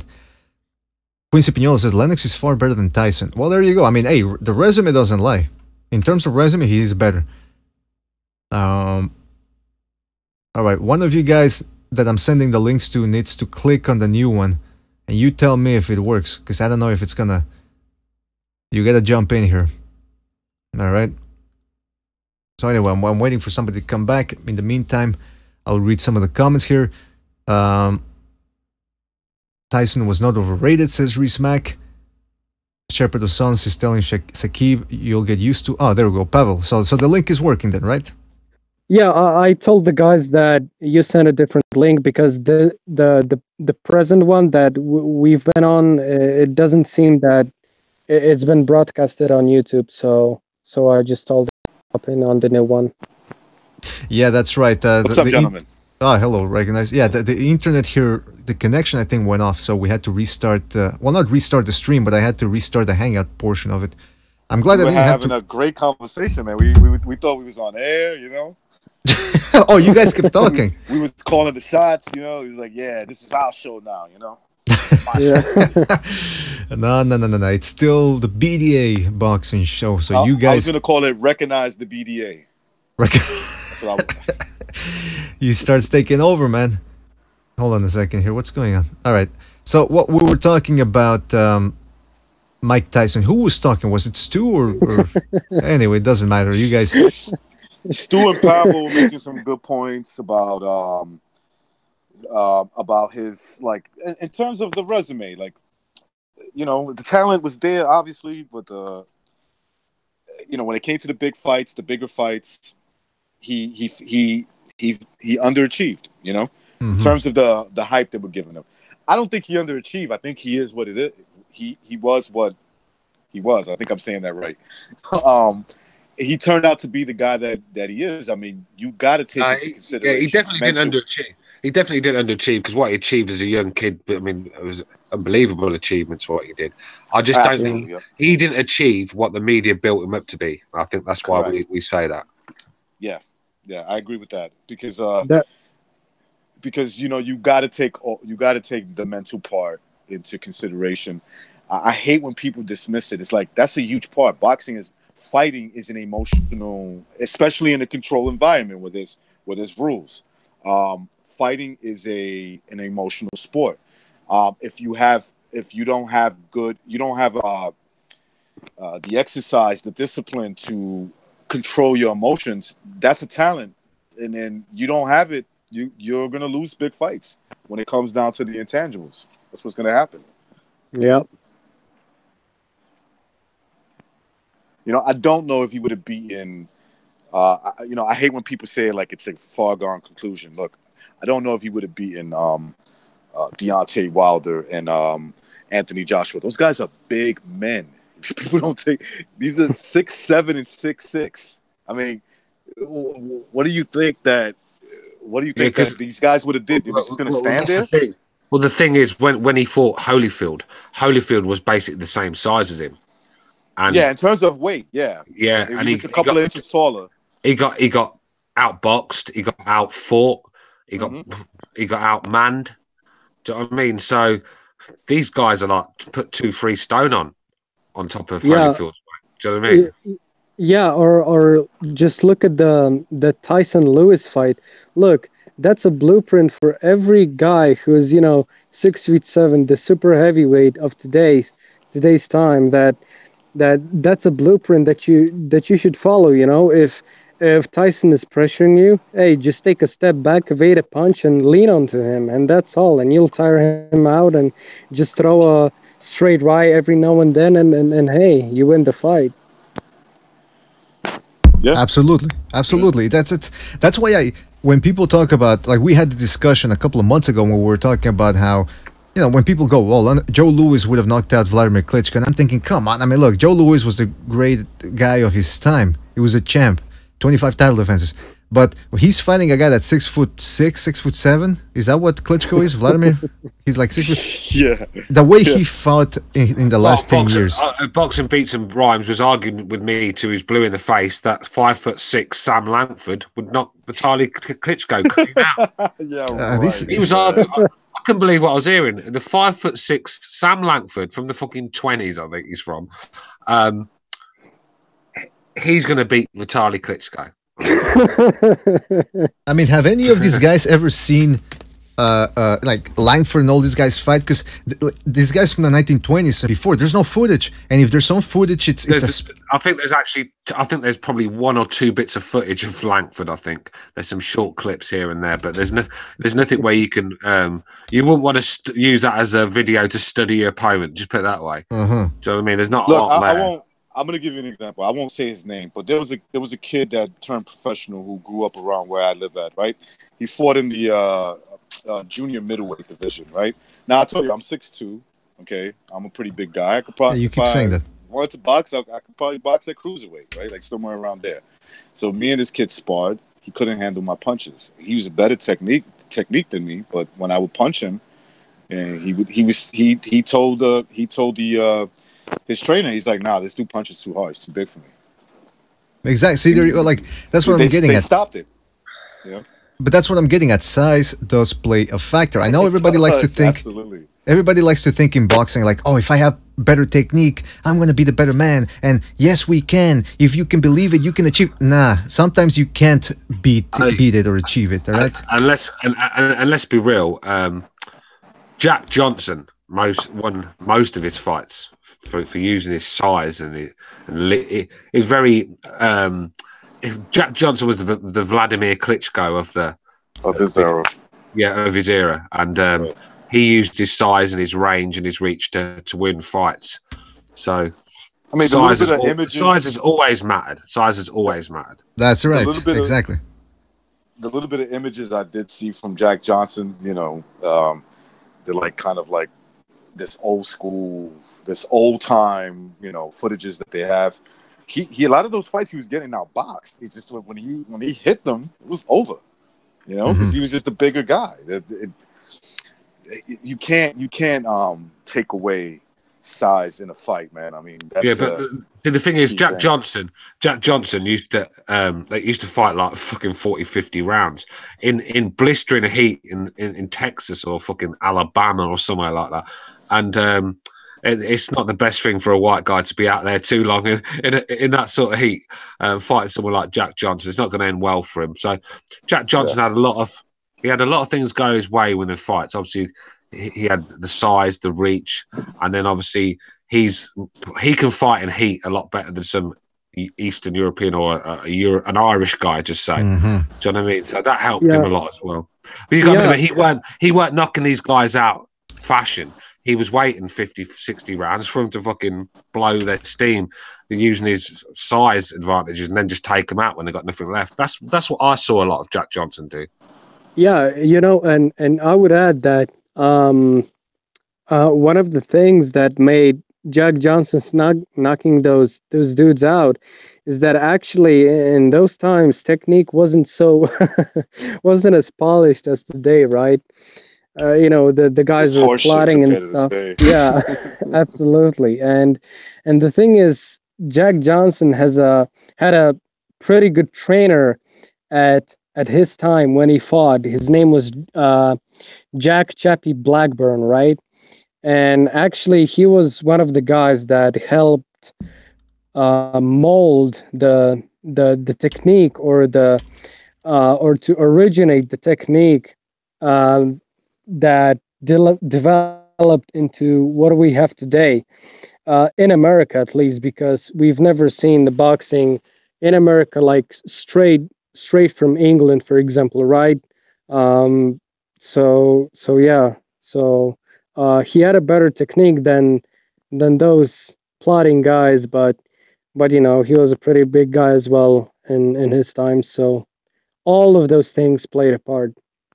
Exactly, and let's just put it this way, man. If Lennox Lewis and Jack Johnson would have fought, Lennox Lewis would have smashed Jack Johnson the way Jack Johnson was smashing white women at that time. And there's the other thing regarding Pavel's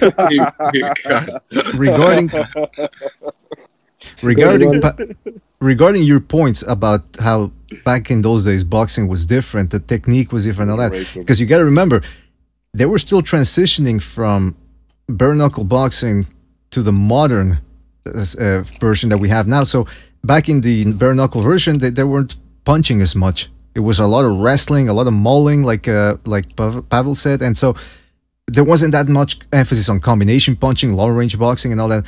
It started to become different as the years went on. Even in the 50s, you could still see some remnants of the old style. So yeah, when you take guys from the 1920s and you say who would have won between that guy and the guy from 2010, I mean, come on, it's completely different. It's like, okay, who would have won between, like they say, Sam Langford and totally different style of boxing back then versus, let's say, Manny Pacquiao? Oh, do you mean like in a boxing ring with the rules today? Manny Pacquiao destroys him. What are you talking about? Oh, how dare you? Exactly. No, you destroy him. He wouldn't know what to do because fighting is different now. I mean, go look at Sam Langford. Let's be real. His hands. Let's be real. If say Jack Dempsey fought Joe Joyce, who would your money be on? Joe Joyce. That's easy. Well, there you go. Yeah. This guy's had 3 fights. Yeah. You know what I mean? And you're picking the guys up 3. Yeah, because when you go back and watch Dempsey, he's small for a start. His punches are fucking wide. He lunges in with them. His fucking chin's in the air when he's throwing them. Look, put it this way. Yeah. I think I would have beat Jack Dempsey. Okay? I'm being honest. I think I would have beat him. I think I'll take him out. I'm being honest. If I don't recognize walks this earth like a god, don't you recognize? Exactly. I walk around like a god. I'm like, yeah, I could take that guy. Come on. Yeah. You know what? I think, like as a boxing fans, I think at least most of us had that kind of a nostalgia period when we discovered, those old-time fighters, and we just got caught up in their magic, the storytelling and all that. And it's just that was that period when we let's were. Be real, let's be real. Bert Sugar's good at telling a story, isn't he? Oh Jesus! That fucking guy with his fucking black cock cigar in his mouth. Oh my god. Okay, when is it gonna be? When is it gonna turn into some Freudian thing? He thinks he's fucking Mo Green, doesn't he? Yeah, let's talk business, Michael. The Corleone family is done. And by the way, the one guy, Bert Sugar was all right. The one guy that I couldn't really stand too much was the fight doctor, Ferdy Pacheco. That guy was an asshole to people, man. I was watching a documentary once. I forget what the documentary was about, but he passed away a couple of years ago, so he's no longer here. But he was doing an interview, and they were asking him basic questions about Ali and Frazier, and he goes, "Are you serious? Are you asking me if Muhammad Ali did this? Like, what's the matter with you? Are you stupid? Like, whoa, he's lambasting the interviewer who's just asking basic questions so that the audience knows what the hell's going on. And this guy's there, you know, making fun of the interviewer. If I would have been the interviewer, I would have said, listen, thanks a lot, old man. Go get fucked. We don't need you anymore. And I would have walked out. But anyway, I'm just digressing here based on... My problem with these historians is, I don't think it's knowledge. Well, it is knowledge, but it's quite easy to read a book, Bert Sugar's book, and just repeat what he says. You know, that's not thinking for yourself. That's not looking into your own research. You're just listening to these historians and believing what they're telling. He's heard what Bert Sugar said about Sam Langford. He's probably done a little bit of research on him. He's heard what a great warrior Sam Langford is, even though he's got like fucking I think he had about 40-something losses on his record. But yeah, you know what I mean? Forget all that. He was a great fighter. And I think these people like Beats and Rhymes, they buy into these stories and they start believing what they read. I mean, let's be real. All it is a historian's opinion, because there's no footage of these fights for us to judge for ourselves. Exactly. That's exactly it. Like, how can you judge how good somebody was if you don't even have footage on them? It's all you're going by is the historical records, the newspaper articles of the journalists who judged the fight, because journalists used to do that. They don't do it as well anymore. And then they even had what they would call the newspaper decisions, where I think they would actually count in on an unofficial way what the press scored the fight. But anyway, listen. Speaking of historians, I'm looking here at KO Presents Boxing 2006. It's a publication that was a sister magazine of the Ring magazine. And they had their 20 greatest British fighters of all time. Now, bear in mind, this is an issue from 12 years ago. A lot of things have changed in the British landscape. But they have... Well, I won't tell you yet what their rankings were. But since you guys were talking about Lennox Lewis being the number 3 heavyweight in the world, where would you rank him as the British heavyweight? Number 1. Why? I'm not going to put Frank Bruno ahead. I mean, sorry. Fucking Derek Chisora. Sorry, he's got to be number 1. I didn't. Do you know I should. Well, hold on. I didn't mean. But I shouldn't have said heavyweight. If I shouldn't have said heavyweight in the all-time list, then who else is there for me to the Brit? I know. I'm going to put Joshua ahead of him. I fucked up, Stu. I should have said, where do you rank him as the British in terms of British fighters? Is he number 1? All-time fighter, the best.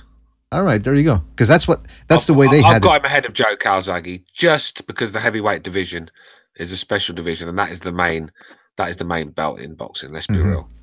Because the number 2 guy is Jimmy Wilde, who weighed 100 pounds when he was fighting. He was like the Willie Pep. Jimmy Wilde was a featherweight, weren't he? Yeah, something like that. Well, less. Did they have strawweight back? I mean, not strawweight. No, I don't think they did. I think he was a featherweight back then. Okay. But Jimmy Wilde was a tremendous boxer. But again, is there footage of him? Because this guy used to fight in the early 20th century. I mean, yeah, I wouldn't have him. I wouldn't have him there. Let's be real. Joe Calzaghe's number 2 for me, and then, well, I wouldn't. I'd have Prince Nassim Hamid is ahead of him for me. Yeah, because you can actually watch him. Isn't it? Yeah, exactly. Because you can actually watch him. I mean, Jimmy Wilde, Jim Driscoll, Freddie Welch. These are the top 4 fighters in this publication. But you can't see any of them fight. Oh, okay, yeah, sure. You might have like, I'm looking at YouTube here. There's some footage of Jimmy Wilde. It's a 4-minute clip. Am I going to judge this guy's career on a 4-minute clip? Come on. Yeah. You can see if the guy's got skills in 4 minutes, but when you start putting him on all-time great lists or all-time UK lists, I mean, 4 minutes is not enough, bro, is it? Let's be real. Exactly. The main point we're trying to get at here, ladies and gentlemen, is that nobody knows. We don't know how good these guys would have been. We don't know how good Jimmy Wilde would have done against... Was that? Somebody said something while I was talking, but anyway, listen. Go ahead, Pavel. Go ahead.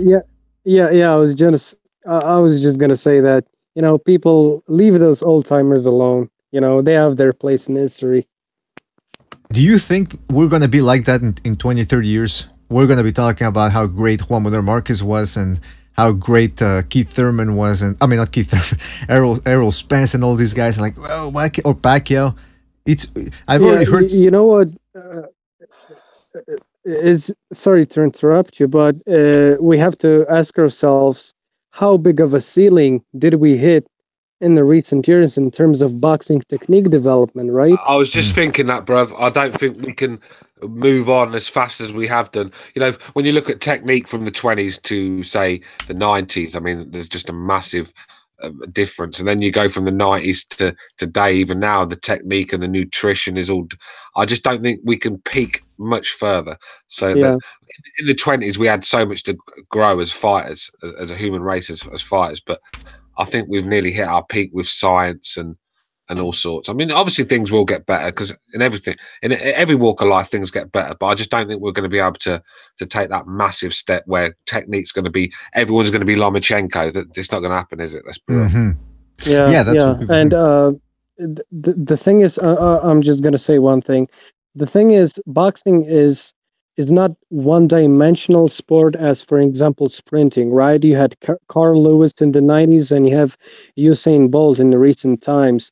So those guys just run faster. But boxing is just such a multi-layered sport, you know, when you have technique involved and physicality and, you know, mental attitude that it's really hard to measure it objectively, its progress. Mm-hmm. I can't see Usain Bolt losing that record anytime soon.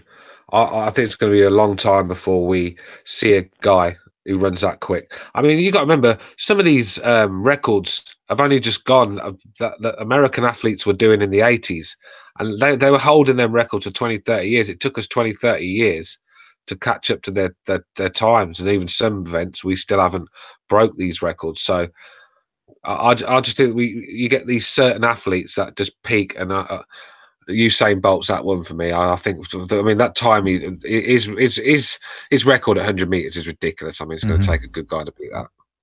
Yeah, he's going to be playing football now. And by the way, Chris Gonzalez in the chat says, "LOL, there's a lot of technique in sprinting," but that's not the point. The point is this: that I think the point that Pavel was trying to make is that when it comes to sprinting, let's say one guy's juicing and the other guy isn't. The guy that's juicing is probably going to be faster, and that's all that matters at the end of the day. In boxing, it's different. There's various factors. There's technique, there's the chin, there's the toughness, there's the stamina. You know, it's not just running in a straight line and see who gets there first. This is about who can punish the other one. Who can But there's technique to running. But oh yeah, there is. You're gonna have to do all sorts of training and new nutrition just to gain a tenth in running. I mean, it's not like you're going to have massive gains in running, no matter what you do, especially you taking these sort of times off Usain Bolt's time. I mean, I just don't see it. I could quite gladly put a few quid on that record staying there for a few years. Yeah, probably. Exactly. By the way, Reese Mack is saying, cough, Ben Johnson, cough. Listen, the thing that pisses me off about the whole Ben Johnson versus, what was it, Carl Lewis? Or what was the other guy's name, the American? I think it was Carl Lewis. Yeah, Carl Lewis. They were all juicing. It was Carl Lewis. Yeah, it was Carl. They were all juicing. So in other words, Ben Johnson had the best juice, or they were all on the same level in juicing. He just happened to be fast. The problem with Ben Johnson is fucking 6 months before the guy was finishing 6th and 7th, right? And couldn't win a race for toffee. Next minute he turns up looking like a machine, running like fucking 9 seconds flat nearly. Do you know what I mean? Hey, that's the name of the game, man. Yeah. That's the name of the game. By the way, Carl Lewis acted like a right bitch during that, and all through his career, that guy's been on steroids. So what a hypocrite he is. Well, there's that doc. It's like, if I may add one thing, I was watching a recent interview with Victor Conti, and he said that in 1988 in Seoul Olympics, he used to be some sort of nutritionist for the American Olympic team in sprinting. And he said that if you want to achieve a time under 10 seconds on 100-meter sprint, there's no way you can do it naturally. He's not downplaying the hard work of the competitors. It's just a fucking fact, especially in those times. I mean, when you work out how quick these guys are going, right? You get say a tape measure and measure 10 meters and see that distance. These guys are traveling that in a second, less than a second. 10 meters in less than a second. Yeah, come on. That's serious. That's serious speed. And look, like if you have like 0.2 of a second, that means you can run a couple of meters faster during the 100-meter run, which is quite crazy. That discrepancy. It is crazy, bro. It's insanity. It's insane. That's what I'm saying. All the steroids in the world, all these new techniques for training that are going to come out. Even if Bolt's record does go, it's going to be thousandths of a second. This record, no one's going to break the under 9 seconds for 100 meters. No way. Let me add something here. I've been doing some remote viewing in the BDA lab, the BDA Research and Development Lab, and it was all enhanced by psychedelics. And I saw into the future, and I'll just put it this way: the guy that's gonna break Usain Bolt's record, it's gonna be a tall Asian guy. Mark my words, it's gonna be a tall Asian guy. Straight from, I don't know if it's going to be China or whatever, one of their labs, but they're going to clone or they're going to create a guy from scratch that's 7 feet tall, and he's going to be able to run. And all he's going to have to do is take 3 steps, and boom, he's at the finish line. That's how it's going to be broken. To be honest, hey, good luck finding a guy 7 foot tall in China, man. Well, that's what I'm saying. It's going to be done in a laboratory. Anyway, go ahead, Pavel. Yeah. But like on the other hand, I wouldn't be that surprised if if the prophecy came true, because. For example, you take Olympic weightlifting in 1980s, 1990s, the Soviet Union countries used to dominate it, and now we have guys from China who are just taking all the Olympic medals. So we can never tell. Exactly. I mean, it's the Chinese don't really win much on the athletics. They win things like. The table tennis and shooting and archery and I agree. Mathematics. They win they win crappy sports. Let's be real. Well, listen. I mean, I wouldn't necessarily call them crappy sports, but the reason why as an Asian man, I'm not going to take that. Exactly, you shouldn't, nor should you. I'm saying. Oh, sorry about that. I don't see a fucking 5'2" Chinese man beating an African American in a 100-meter race anytime soon. Let's just say that. Well, you have a point. Yeah. Maybe. That would be a sight, right? Oh yeah. That could lead to 78 Sports TV having a meltdown. Oh. Was he the one that said? Was he the one that said that watching Lomachenko making Rigondeaux quit was like being raped by a homosexual? Which one of those guys said? Really? One of those guys from the LDBC said that. One of those guys from the LDBC said that. Wait. I forget. Yeah. You're making that up now. I'm not making that up. Well, like, that's bizarre. That's. Well, my agency nicknamed him Soap Dropper, so yeah. I missed that, bro. Are you saying they're saying Lomachenko's a homosexual? No. He said one of those guys. I don't know which guy it was from the LDBC. After Lomachenko made Rigondeaux quit, said that he watching that fight and being so disappointed in Rigondeaux, it felt like he had been raped by a homosexual. That's what the guy said. One of those guys. I don't know which. I get them all confused. I'm gonna be politically correct here, okay? Go ahead. And I'm not gonna name any race or anything like that. But I can only speak for America. This is what I say. You have to be, the rape thing is getting thrown out a little too much. I've seen comments where Deontay Wilder will rape that dude.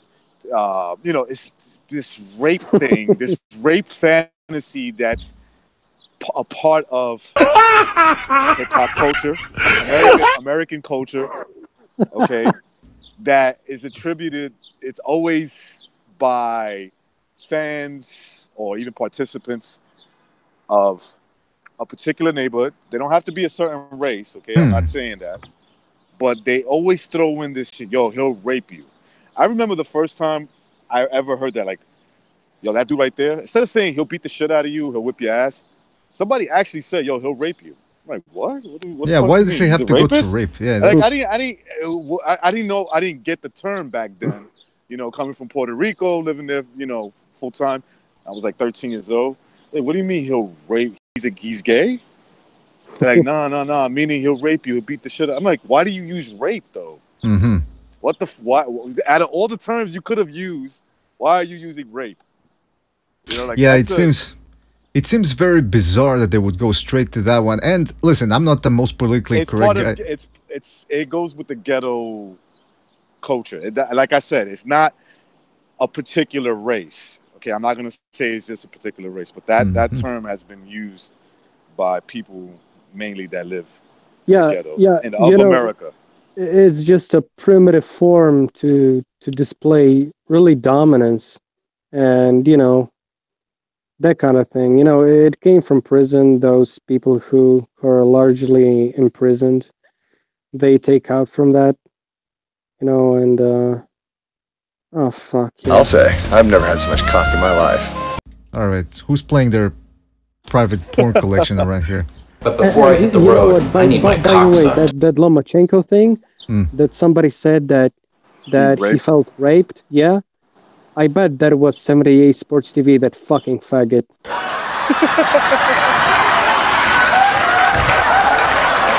All right, why would you say that? Why would you say the F word? Come on. You see, there's something to. I've heard 78 use terms to like demonize people and use it in a very sexual way. Like, again, it's not just towards him. I'm not saying this because I don't really follow his channel too much.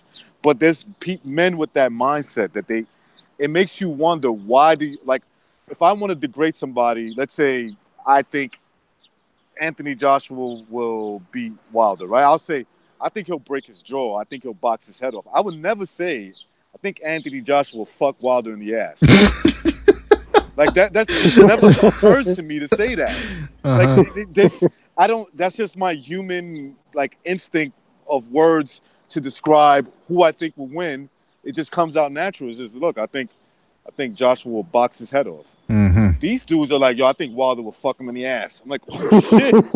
This is what happens when you fuck a stranger in the ass. Yeah, they're going like, oh yeah, he's gonna fuck him up the ass. He's gonna tickle his balls. He's gonna lick his asshole. I'm thinking, well, what's going on here? So disgusting. Wonder, is like, is that what you want to happen? It's like, you know what? Is it coming out? Is it coming out wrong? Like instead of thinking boxing, they're thinking about, man, I hope he just like pulls his pants down and start fucking him in the ass right there. Nothing will make me happier. It's weird. It's weird. Let's be real. I mean, a lot of these fighters that they follow. I mean, how many times have we seen Broner fucking humping someone? Wilder does it. I mean, these guys always look in the ring, aren't they? They're doing it with. There'll be a punch thrown, it'll be missed. Next minute, Broner's fucking pretending to ride him from behind. I mean, the savage behaviour from these people, it just doesn't surprise me. And no wonder they back these fighters like Broner. I saw one time a fight break out. Like I said, I used to work as a bouncer. I saw a fight break out with this guy. He started like humping the dude. I don't know what the fuck was going on, but everybody was laughing, right? Huh? I said, well, why not? If he's unconscious. No, the guy wasn't unconscious. They were fighting on the floor. Then it's wrong. It's wrong. He started doing some hump move on him. The guy he did that to, oh shit, he got so mad. He choked the guy out. He was choking him. Like, I saw his eyes rolling in the back of his head. That's when we stopped. Obviously, that's when we have to like break in and say, whoa, you're about to kill this guy. He was so like that pissed him off so bad. I mean, he gained like a second win. Something happened, and he just started choking him. He went from being underneath him to choking him, having him on the floor, and like almost lifeless. The guy was like almost like dead. It's insane. That is insane. All right, listen, I don't know what's going on here with these fucking quotes here, but oh yeah, this is for this is for John Gonzalez, who requested this soundbite. He's a fag. All right, listen, like Pavel said, I think this is all some sort of like a cultural, because that's what as men we do. We try to twist things or put them, what's the word I'm looking for? Turn them upside down. So you know, that whole thing about gay homosexuality and all that, it's very taboo. And so what they try to do is because again, they're fighting, right? And even when people play basketball or any other type of sport, what it still always go down to, it always goes back to, oh, you're a bitch, yeah, I'm gonna fuck you up, blah blah blah. You know, it's like a way to try to upman somebody or upstage somebody, I should say. You know, it's just psychological warfare, but it is bizarre, and it's just the way it goes, man. Like Overhand is saying, yeah. Sorry to interrupt you, but you know, I believe that the lower self-esteem a man have, and the less accomplishments he has, it's just that he has to refer to his dick, you know, to his sexuality. You know, I'm gonna fuck your mama, I'm gonna do this, I'm gonna do that, you know, that kind of thing. Yeah, I mean, when the only thing in life you got to be proud of is your fucking big dick, then you've got problems. Wait a minute, are you saying are you saying that people with big dicks shouldn't be proud of their big dicks? Yeah, but no, you know, that can't be your only thing. When you go for a job interview, what can you do for this company? Well, I got a big dick. I did that once. Hey, but come on. Well, how about a girl who has? Is that what you was auditioning for gay porn, BDA? Well, wait a minute. I didn't audition. First of all, I was offered it and I didn't take it. First of all, that's number one. All right. Number two, what about a girl who's got big tits or who's just fucking hot or something? I mean, shouldn't she be? I know she probably didn't work for it. You know that she won the genetic lottery at some point, but shouldn't you at least take some pleasure of the fact that, you know, you got a big dick or that you're a good-looking woman, you know, blah blah blah.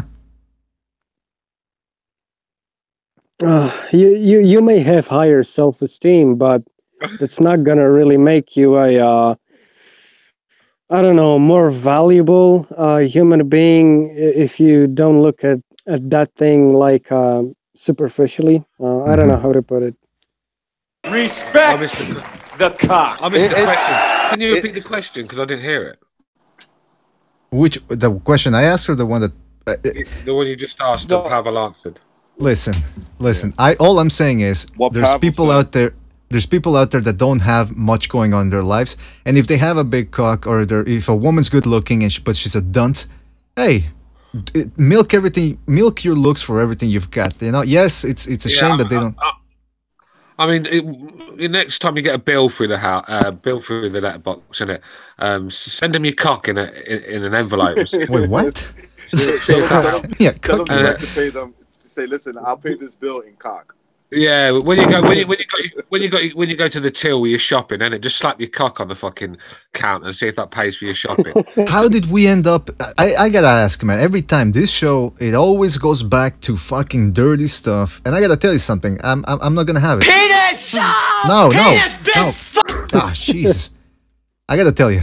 Let's switch subjects a little bit. We got Apology Man on the line. Apology, are you there? Yo, what's up? Nothing, just talking about, you know, tits and cocks and, you know, slang and all that. That's what I like to hear. Well, you're a MGTOW, so I know that's what you like to hear. Big cocks, balls, hairy balls and that. But, okay, yeah, I wanted to switch subjects a little bit here because I was flipping through the magazine that I had. No, not a gay magazine. It was the Ring magazine that I was talking about, where they had that British boxing, the top 10 British boxers of all time. With Ricky Hatton retired, Joe Calzaghe retired, Amir Khan probably coming to an end, would you be willing to take away some of these guys from the early 20th century and be willing to replace them with at least with Ricky Hatton and Joe Calzaghe? Wait, say that again? I'm sorry, because I missed that. This magazine has a top 20 UK fighters of all time, and so they have some guys, a lot of guys actually, from the early 20th century who don't have any footage out there. There's no footage of them out there. So would you be willing to replace some of them and put Calzaghe and Ricky Hatton in there? And Calzaghe in there? He's not in there? Because this magazine is from 2006, so he wasn't retired back then. I get what you say. I got you. Yeah, look, for me, when I'm doing a list, I'm picking fighters I know about. Sorry, I can't just go guesswork or what Bert Sugar told me so. Do you know what I mean? I need to fucking connect the dots here when I'm doing a list, and use the information that I've watched. And when you can't, like I said, going through history books and just reading about a fight, that doesn't tell you anything. So for me, I'm always going to pick guys that I know, at least from this century. Do you know what I mean? Exactly. Yeah.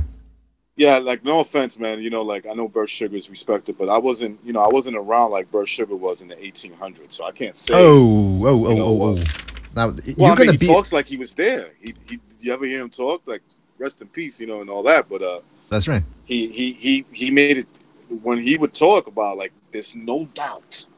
Some guy who was born in 1870 something was one of the best fighters that ever lived. I'm like, were you born around that time and you actually watched them fight, or are you just going by what somebody told you? Like I can only go by what I've seen. At least there's got to be some film footage for me to, you know. Just put it this way. Just put it like this, right? Imagine another, say, 40 years from now. Steve Bunce is a historian, which he will be. You can bet your life will. And he starts talking about Liam Smith, because you know what he's like on Box Nathan. Everyone's world class, isn't it? And if he starts telling these young kids that have not watched Liam Smith before, saying, "Oh, Liam Smith's this, Liam Smith's that," these young kids are going to start thinking this Liam Smith must be a top fighter, and they start believing it. And that's the problem when these historians they give you an opinion, their opinion, and expect everyone else to agree with it, sort of thing. And that's like here's a perfect example. That's like my son, right? My 8-year-old son grows up, has a son, and his son's like, "Man, you know why Canelo's a great fighter? Why? He beat that Liam Smith with a body shot." and you'll be like, "What? Was you around it?" No, but let me tell you something. That body shot that I saw, that I was told about and watched on video, proves to me that he's one of the greatest fighters that ever. I was like, "What? What do you?" You know, he would talk about Sugar Ray Robinson and how many people you know can back off and knock on the back foot, throwing a punch, knocks a guy out. Knocks a guy out cold. I'm like, well, when you're fighting guys that can't defend themselves for shit, yeah, you could do stuff like that, especially when you're the bigger man. No, it's not a knock on Sugar Ray Robinson. I mean, let's be real. How many fighters today would get away with fighting the same guy 6 times? Yeah, I mean, the closest thing to that we had was what? Pacquiao Marquez, but 4 fights, right? And even, Marquez was like, "All right, listen, dude, enough is enough. Like, we fought 4 times. I'm not fighting you again."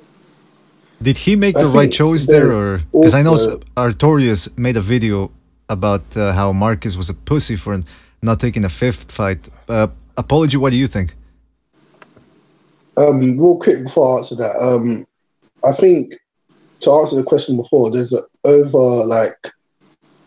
how can I describe it, like hyper, almost sexualization or come on, the past. Like, oh my god, these past fighters, oh god, they're so great. No one can beat them. You know what I mean? Yeah, I agree with that. Absolutely. Like the old school would definitely beat the new school. Yeah. I'm like, you haven't seen half of them fight.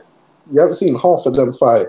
Yeah, to even make that statement, like, oh come on, man. Like some guy younger than me telling me Sugar Ray Robinson, come on, dude, he would have killed Floyd Mayweather. How do you even know that? Well, I mean, at least there's Robinson. Sorry, apologies. Sorry, bro. Yeah, I'll say real quick and then you could go.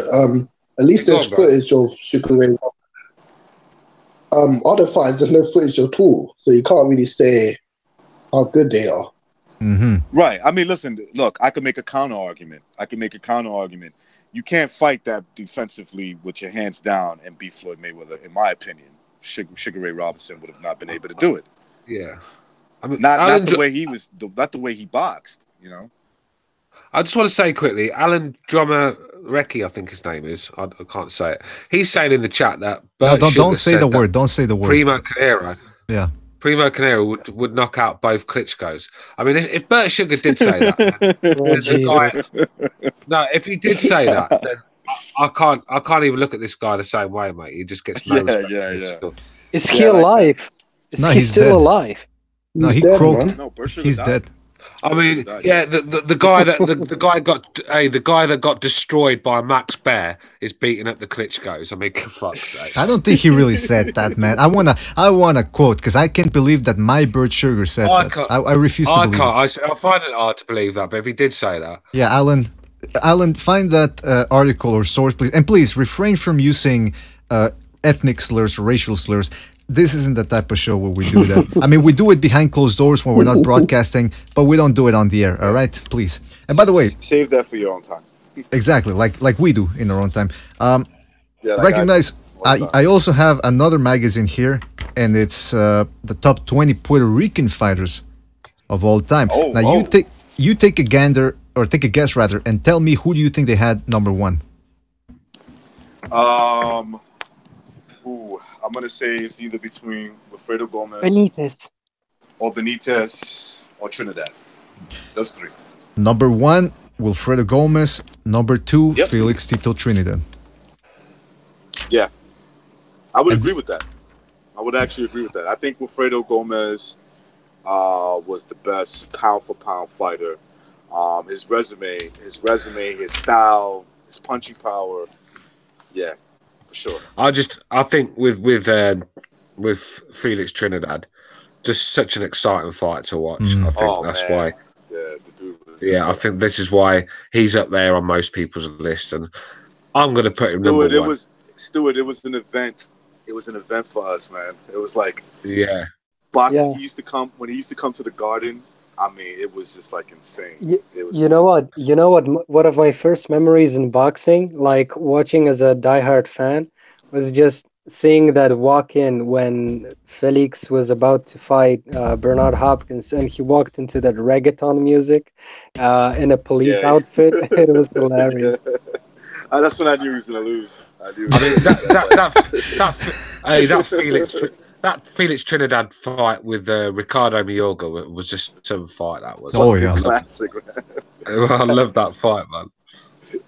What about the press conference when he told Trinidad? Because like Mayorga was like a thug, right?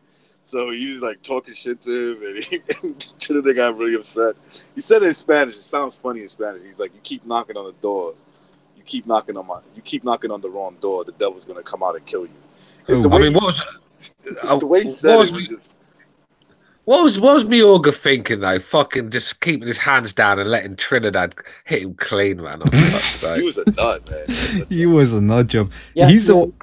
Go ahead, and sorry, BDA, and even those fights that Trinidad lost. I mean, for example, against Winky Wright. I mean, those were exciting fights. Well, they were exciting in the sense that he was getting hit in the face. At least there was some action. I want to send a shout out to John Gonzalez. He says that I'm the number one Puerto Rican boxer of all time. I want to say thank you. I agree with Thank you very much. Yeah, Recognize has unofficial wins. Recognize has unofficial wins over Miguel Cotto. I would have been the best Puerto Rican cruiserweight, heavyweight kind of fighter. Oh yeah, I'm pretty sure you would have, man. Pretty sure you would have. In my dreams, though. In your if you would have fought professional, would you have worn the Hector Camacho shorts or? No, I would have came in very, my own style, just regular shorts, maybe black shorts, something like that. A Nike contract. In my fantasies, that's what I envisioned. Well, there you go. As long as you don't envision any of us in your fantasies, we're all good. Now, I wanted to go. I wanted to get back to this whole thing about... Here's an interesting one for you guys. Jose Basora, 77 wins, 20 losses, 44 knockouts. This guy fought... He held a peak Sugar Ray Robinson to an unpopular draw, meaning a lot of people thought Basora should have won. He beat Jake LaMotta, Holman Williams 3 times, and Fritzy Civic. Oh, and he fought Ezra Charles on the verge of a stoppage defeat. Now, they don't say in which division they fought at, because I know Ezra Charles fought at middleweight and then light heavyweight and heavyweight, right? I think he went up 3 divisions. Who was this again, BDA? Jose Basora. He was Puerto Rican? Yeah, and a lot of people thought he should have beaten Sugar Ray Robinson back in 45. Now, there was another one. I'm sure he's in that list. He fought in the Negro boxing league. Oh, wow. Puerto Rican guy. His name was he's Puerto Rican. But he fought in the Negro. I think it was Coco Kid. Yeah, he's number 10. Yeah. Number 10. Yeah. Let's be real. Sugar Ray Robinson in his prime come to England. His first fight in England, I think it was. He did a European tour, and his first fight he came to England and got stopped by Randolph Turpin. Yeah, but he did. Fight abroad. But he did fuck up. He fucked him up in the rematch, though. Yeah, he did, but he still lost. Right. Right. What are you going to take away? Are you going to take away? Are you going to take away fucking Max Schmeling's win against Joe Lewis as well? Well, look, Stu, hold on. I gotta say something here. Maybe we don't know what happened. Maybe Sugar Ray Robinson, they gave him a fry up, and he was too full the day of the fight because he ate the black pudding and all black pudding, mate. Black pudding, mate. He could only do 3 rounds after eating that. Exactly, that's what I'm saying. Recognize was about to say something that I think I would agree with. Go on, man. Well, what I was gonna say, Pavel, was that I love this narrative that these boxing historians like to paint. Oh, Max Schmeling only won because Sugar Ray Robinson got exhausted on the day of the fight. The day of the fight, he was so exhausted, he passed out, and it was in Yankees, the old Yankee Stadium. It was in the summer. It was like 120 degrees. I'm like, yeah, but Max Schmeling was in that ring as well. That's a good point. Yeah. What are you talking about? He was in the fucking ring with him. Listen, it's like when you imagine Pacquiao De La Hoya, right? Pacquiao was tagging De La Hoya with his straight left. The Max Schmeling was doing the same thing to Joe Lewis with his right hand. Straight right, all night long. Yeah, Max Schmeling was wearing Sugar Ray Robinson down. He was starting to wear him down as the fight went along. I think he stopped him in the 13th round. They make it. Are you on about? It's Max Schmeling. You're on about Joe Lewis, not Robinson. Oh, excuse me, fuck Max Schmeling. What am I talking about? I'm confused. I got confused. I'm sorry. Max Schmeling knocked out Joe Lewis. Right. Yeah. You're talking about Sugar Ray Robinson versus Max Baer. I'm talking about Sugar Ray Robinson versus the light heavyweight. Fuck, what was his name? I'm confusing them now. Max. There's a bunch of Maxes there. It was No, Max Schmeling's from Germany. He's knocked out. He's the first guy that knocked out. Max Baer is the one. Max Baer is the one that took the title off Primo Carnero, isn't it? No, Sugar Ray Robinson. Sugar Ray Robinson. For the light heavyweight. Joey Maxim. Who? Joey Maxim. Joey Maxim, excuse me. There we go. Maxim, right? What great historians we are. Huh? What great boxing historians we are. Yeah, right. Exactly. I mean, listen, that was 100 years ago, just about. But Max Schmeling gets no credit for beating, Sugar Ray Robinson. The only reason why he won is because Sugar Ray Robinson couldn't deal with the heat of Yankee Stadium. But they forget to mention, Max Schmeling was in the same ring with him. It was like they were in the same ring. How come he didn't wear out and pass out? Exactly. He was not to take away anything from Sugar Ray Robinson. He was the best fighter at that time. Recognize I answered that question for you. What happened? Go ahead. It's because he is black. Literally, they said that because of his skin color. Now, hold on a second. We're not going to get racial here. They said that he passed out because of his skin color? Yeah, apparently. I don't know how that works, but yeah. No. Watching a documentary, I think it was on ESPN. Shouldn't black people be more resistant to the sunburns? Now, hold on a second. Yeah, what's going on here? But I don't know. What are we? I know what happened. I'll keep that to myself. Okay, all right. Here's the thing. I want to read a couple of comments here. The Punisher says, "I'm glad Filipinos now have a real leader that is trying to turn things around." Okay, that's corruption in boxing says Robinson only fought one of the black murderers row. Aaron Wade, the shortest at 5'5". He refused to fight Lloyd Marshall, Eddie Booker, Charlie Burley, Holmer Williams, and Bert Lytle. Now, Charlie Burley is the one that I've heard of, that he never got his shot at the welterweight title, or I think welterweight or middleweight title, because he didn't have those connections with the organized crime back then. Back in those days.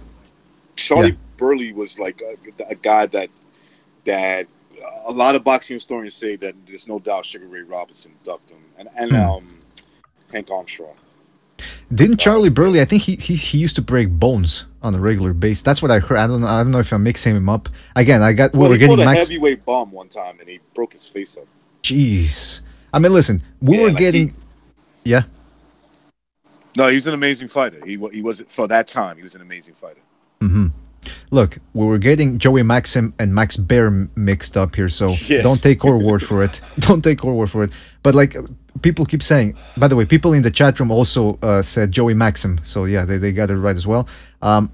Nicola Ferrer says Sugar Ray Robinson and Lewis were protected, not their opponents. Schmeling gets full credit, Turpin too. The Fight Scout says max penetration. Okay, I thought we were past that whole thing. Overhand says, damn, the 1920s Heat was the best pound-for-pound fighter at that time. Yeah, the 1920s Heat, and between 1920 and 1940, I guess the Heat was undefeated because he was beating up all these world champions, making them quit. Joey Maxim was way bigger, says Jay Perez, and he was extremely hot, causing the more active fighter to fatigue. So there you have it, guys. This is what I said about Jack Johnson. Go watch Jack Johnson's fight. It's always in 95 degrees heat in the middle of the day. In the middle of the day as well. They don't even wait till the night time. Put a few lights on. This was in the prime time, 3 o'clock. Do you know what I mean? So you know, you get most of the guys back there. White fighters were Irish. So you stick an Irish man in the sun for 25 minutes and see how long he lasts. Especially when he's throwing punches and taking shots as well. Jack Johnson was like a back then. I think he was 6'2", right? You got people that realize like back then that was considered like a giant, man. They never like seen guys. You know, it wasn't normal to see a guy 6 foot 2 inches tall. Mm-hmm. And he's just knocking. He's fighting these guys bare knuckle. Yeah, because when you think when you think the champions after him, well, even they were smaller than him. Dempsey was a lot smaller. Turpin was smaller. Do you know what I mean? There was these guys. Jack Johnson was a massive guy for his era. Massive guy. Mm-hmm. Like Tyson Fury. Like Tyson Fury is today, equivalent to 6'9" today. Well, George Foreman. Yeah, because men. Go ahead. Go ahead. No, you go ahead. No, yeah, George Foreman was I was going to say that too.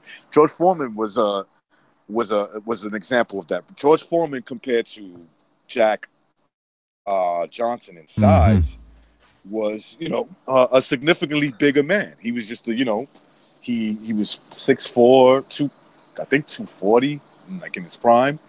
So back then in the 70s in the 70s when he came up, the boxing world was probably looking at George Foreman like, wow, I've never seen such a big fucking heavyweight. Yeah, and that's what. I mean, even Joe Lewis. Joe Lewis was after Jack Johnson, and Joe Lewis was half the size of Jack Johnson. So, that's yeah. She looks better than a 10-inch dick, and you know it. I don't know what that was. I don't know either. I'm not playing this sounds. I don't know where they're coming from. Listen, mute your fucking button, man. Listen, the point is this. When we're talking about Sugar... the fucking mic, man. Who was it that said that? That was me. No, that was Stu. It's boxing styles. Boxing style, man. The guy was driving me insane. I know. If it weren't him slurping in the mic, it was his cereals, and he was I think he was washing the pans. I could hear dish washing. What is this, man? And he yells. I honestly believe one time he had the cheek to have a shit as well and keep not turning. He was having a shit talking to us on the show. You came on your pitch on. Having a proper boxing styles. Having a proper shit. Oh man. I've listened to that clip so much that I know it by heart right now. I already know. I know it by heart. All you hear Stuart saying, a quick recap. Here it is. Stuart saying, you know, the thing is, they talk about, you know, these guys fighting in the street and compare them to a boxer who fights for 36 minutes. Go out there and try to fight in 2 minutes. Next thing you know, all you hear is Boom, boom, boom, boom. Yeah, boom, boom, boom. BDA says, come on, man. Yeah, because that was too much. Apology says, good Lord. The next thing you know, you hear Stewart say, what is that? What was that? He goes, what the fuck is going on here? Yeah, what the fuck is going on around here? He's like, read your fucking mic. Boxing style. Your fucking mic. All right, boxing style is on the line. He wants in the house or something. Boxing style is on the line. He wants to defend himself. Boxing style, you there? All right, I guess he's busy. I guess he's busy. What do you want from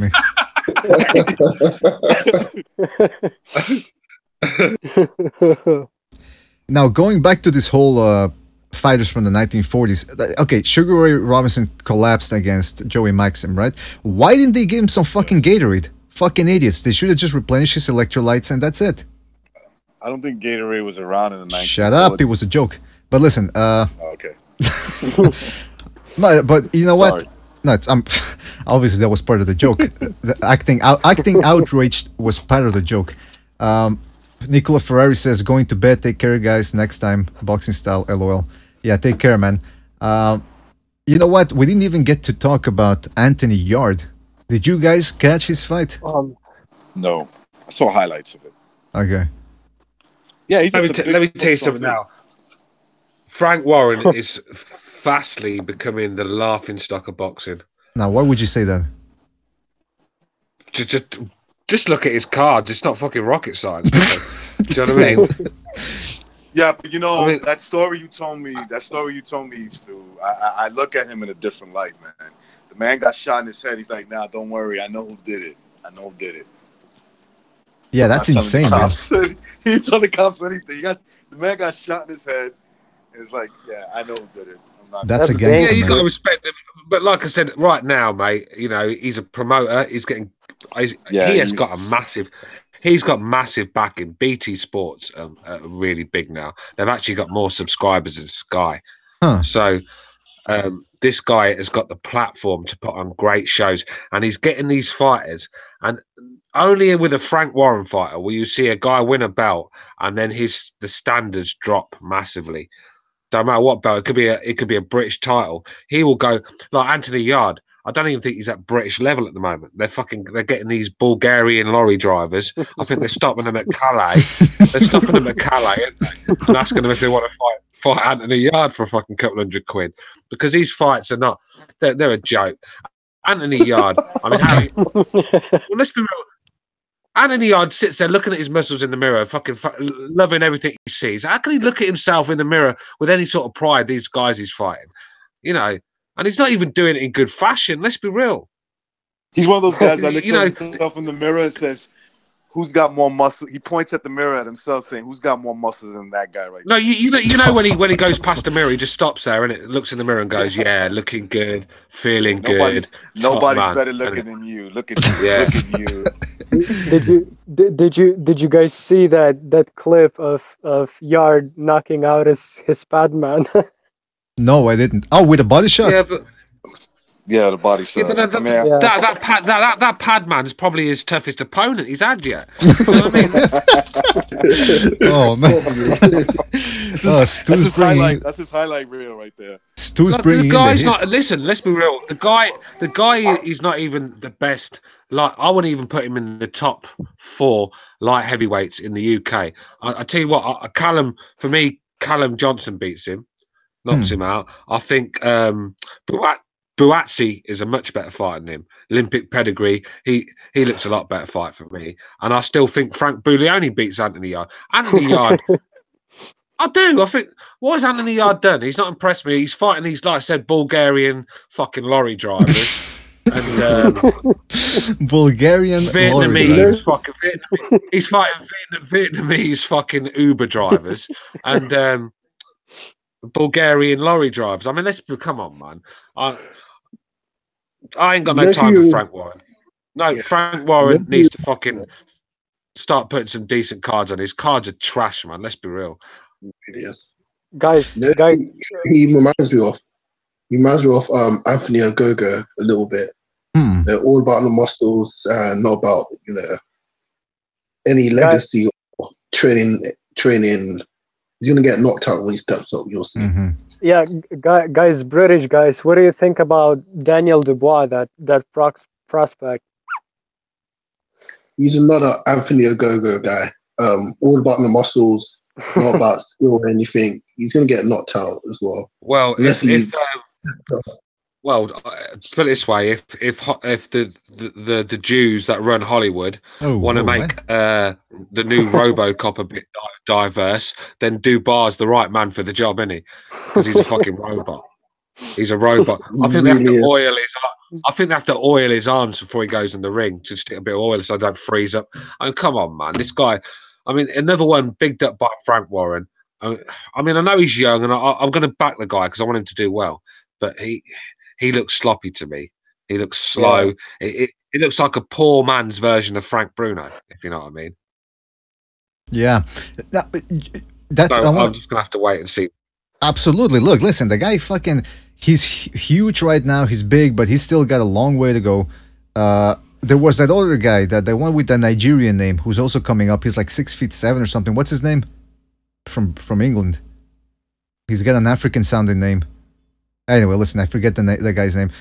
Just wanted to go back to Anthony Yarde because there was a comment from Mr. Coxey in the comment section of one of the videos we did about Anthony Yarde, and he says Yarde fights for Frank Warren, and we all know he will make as much money off of a fighter as he can. Yarde fought Hungarian high school kids who took boxing up because they were bullied, and the rest of his competition was basically the same from other countries. I think that's a Hungarian high school kids and Bulgarian lorry drivers. I think that's the best way to put it. But as Corruption in Boxing in the chat room says, he says a friend of mine in the UK knows his coach, and they are taking him very slow as he had virtually no amateur background. I mean, I think that's fair, right? I mean, if the guy had no amateur background. Yeah, I understand that, but Frank Warren needs to back off then, because Frank Warren's talking about this guy like he's the second coming of Iron Mike Tyson, and he's not. Like someone in the chat just said, I think it was Shepherd of Sons just said, he thinks Gorman's the better prospect, and I do. I think Gorman, he's more talented. I think he's got better basic boxing skills. He's just a lot prettier on the eye than Dubois. Dubois is very, it's very Joe Joyce-like, but a lot slower and a lot more predictable, if you get what I'm saying. It's hard to explain his style. Yeah, Wait, I'd like to see Dubois versus Joyce. Actually, that would be a good fight.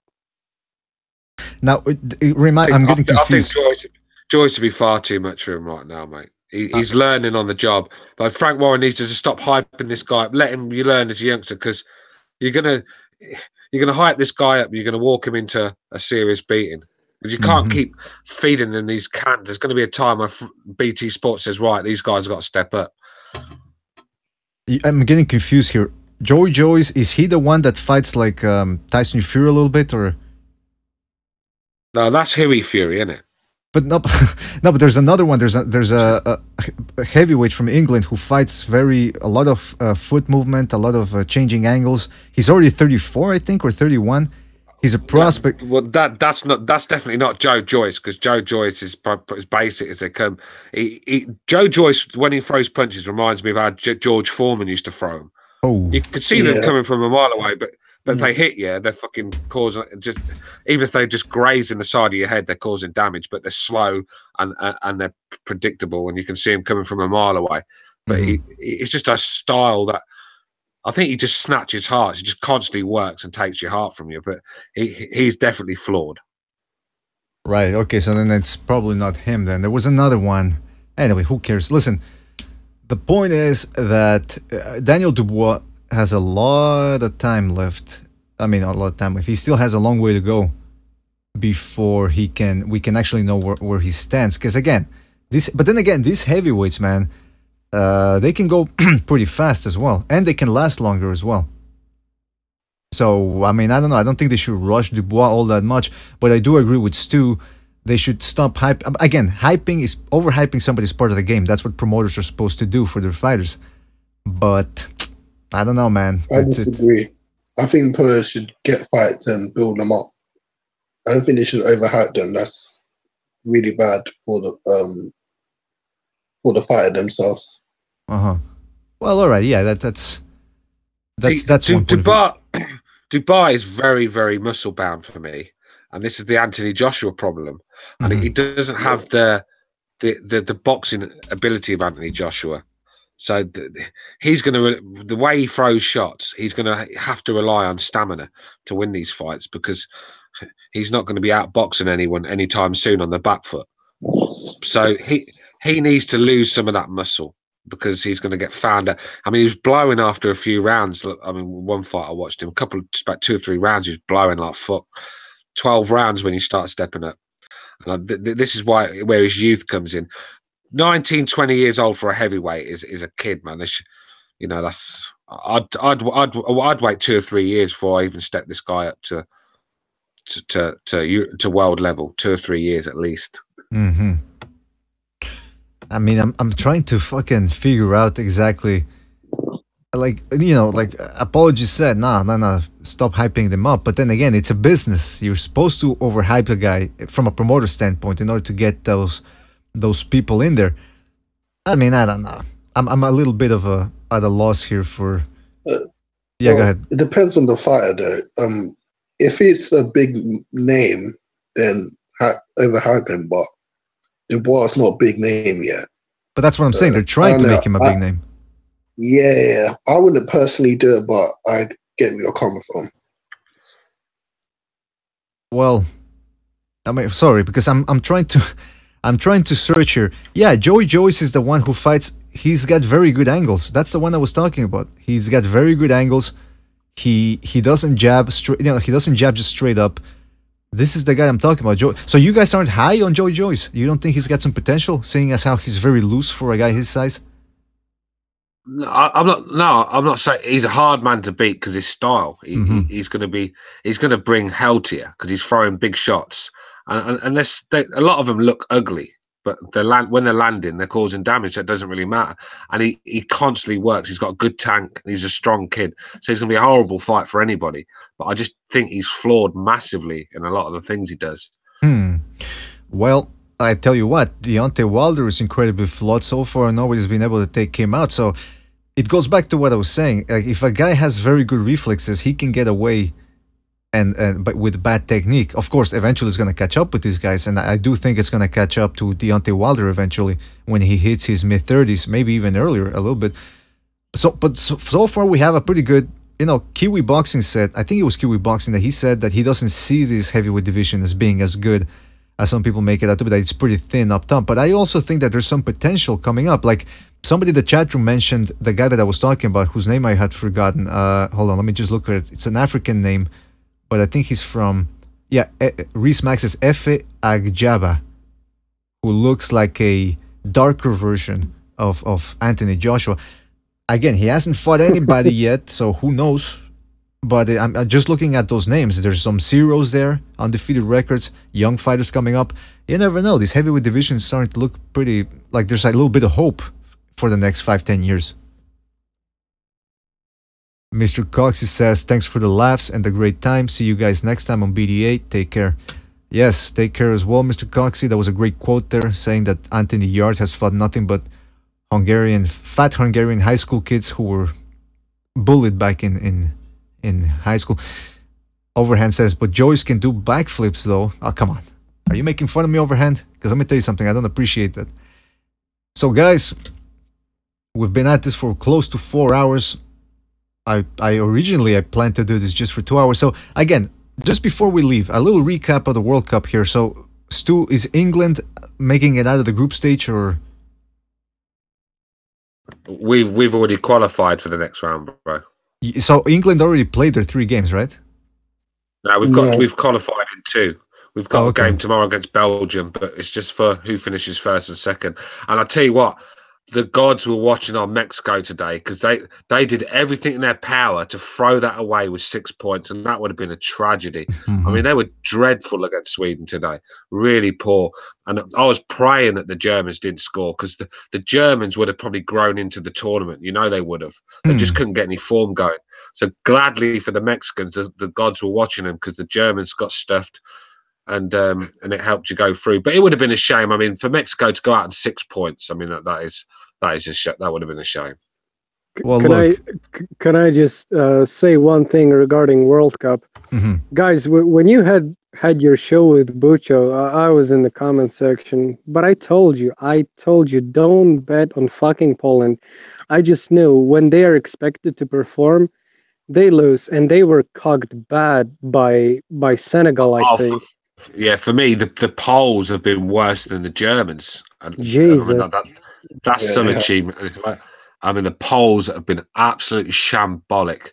And like I said in our show, when Lewandowski is not turning it on for them, they're lost. They rely on him too much. Yeah, it's like with Messi. Messi alone won't carry the whole Argentinian team. The same with Lewandowski and Poland. Yeah, Argentina have got France. They've got France next, and I think I'm picking the French in that one. The Argies have not impressed me at all. They look really vulnerable. Wow, that's so lucky against Nigeria. Yeah, of course they did. Nigeria should have battered them out of sight, got robbed by VAR and all sorts. Do you know what I mean? That's a very tough choice for you guys from England to make. Who do you root for, the French or the Argentinians? That must be a bit of a tough one. Well, that's like asking, what do you want to eat, dog shit or cat shit? It's not a great choice, is it? Really? Exactly. But you know, Mexico. Hey, listen, you get what you put in, and Mexico. I don't know why they had those 6 points. They had that win over Germany, and all of a sudden they go in there against. Well, here's the thing about Mexico: they're a very in between team. They can step it up when they want to, but then when they play somebody that they have a chance to win against, and their back is no longer against the wall, all of a sudden they can collapse. So I don't know. I think you looked very burnt out as well. I mean, you probably could have done with a few changes, but I don't think you got the squad in depth. But Mexico did look tired today. I mean, the way they played against the Germans when they were fresh, they looked the best team in the tournament after the first round. Like you said, they look really heavy legs, so they're going to need to. Well, it looks like they're playing Brazil next, so they're going to need a big rest. Well, how has Brazil looked? Because I haven't even watched one single Brazil game. They've looked good in patches and poor in other patches. They look there for the taking for me. I mean, a team with better players and better strikers, I think, would have caused a lot of damage to Brazil. I mean, let's be real, Costa Rica held them out to about 88 minutes, didn't they? That's true. Because right now, people are saying it looks like it's a wide open World Cup right now. There's no... It really is. Yeah. And I know some people were saying... There's no... Well, people. That's what I was getting at, because some people were saying, oh, Uruguay, they're the strongest. But did you see who they played? That group was easy for them. Yeah, I know they beat the hosts in Russia. But come on, Saudi Arabia... Russia are a poor side. I said that on our show I did with Butcho. They're a poor side, but their home advantage was getting through to the next round.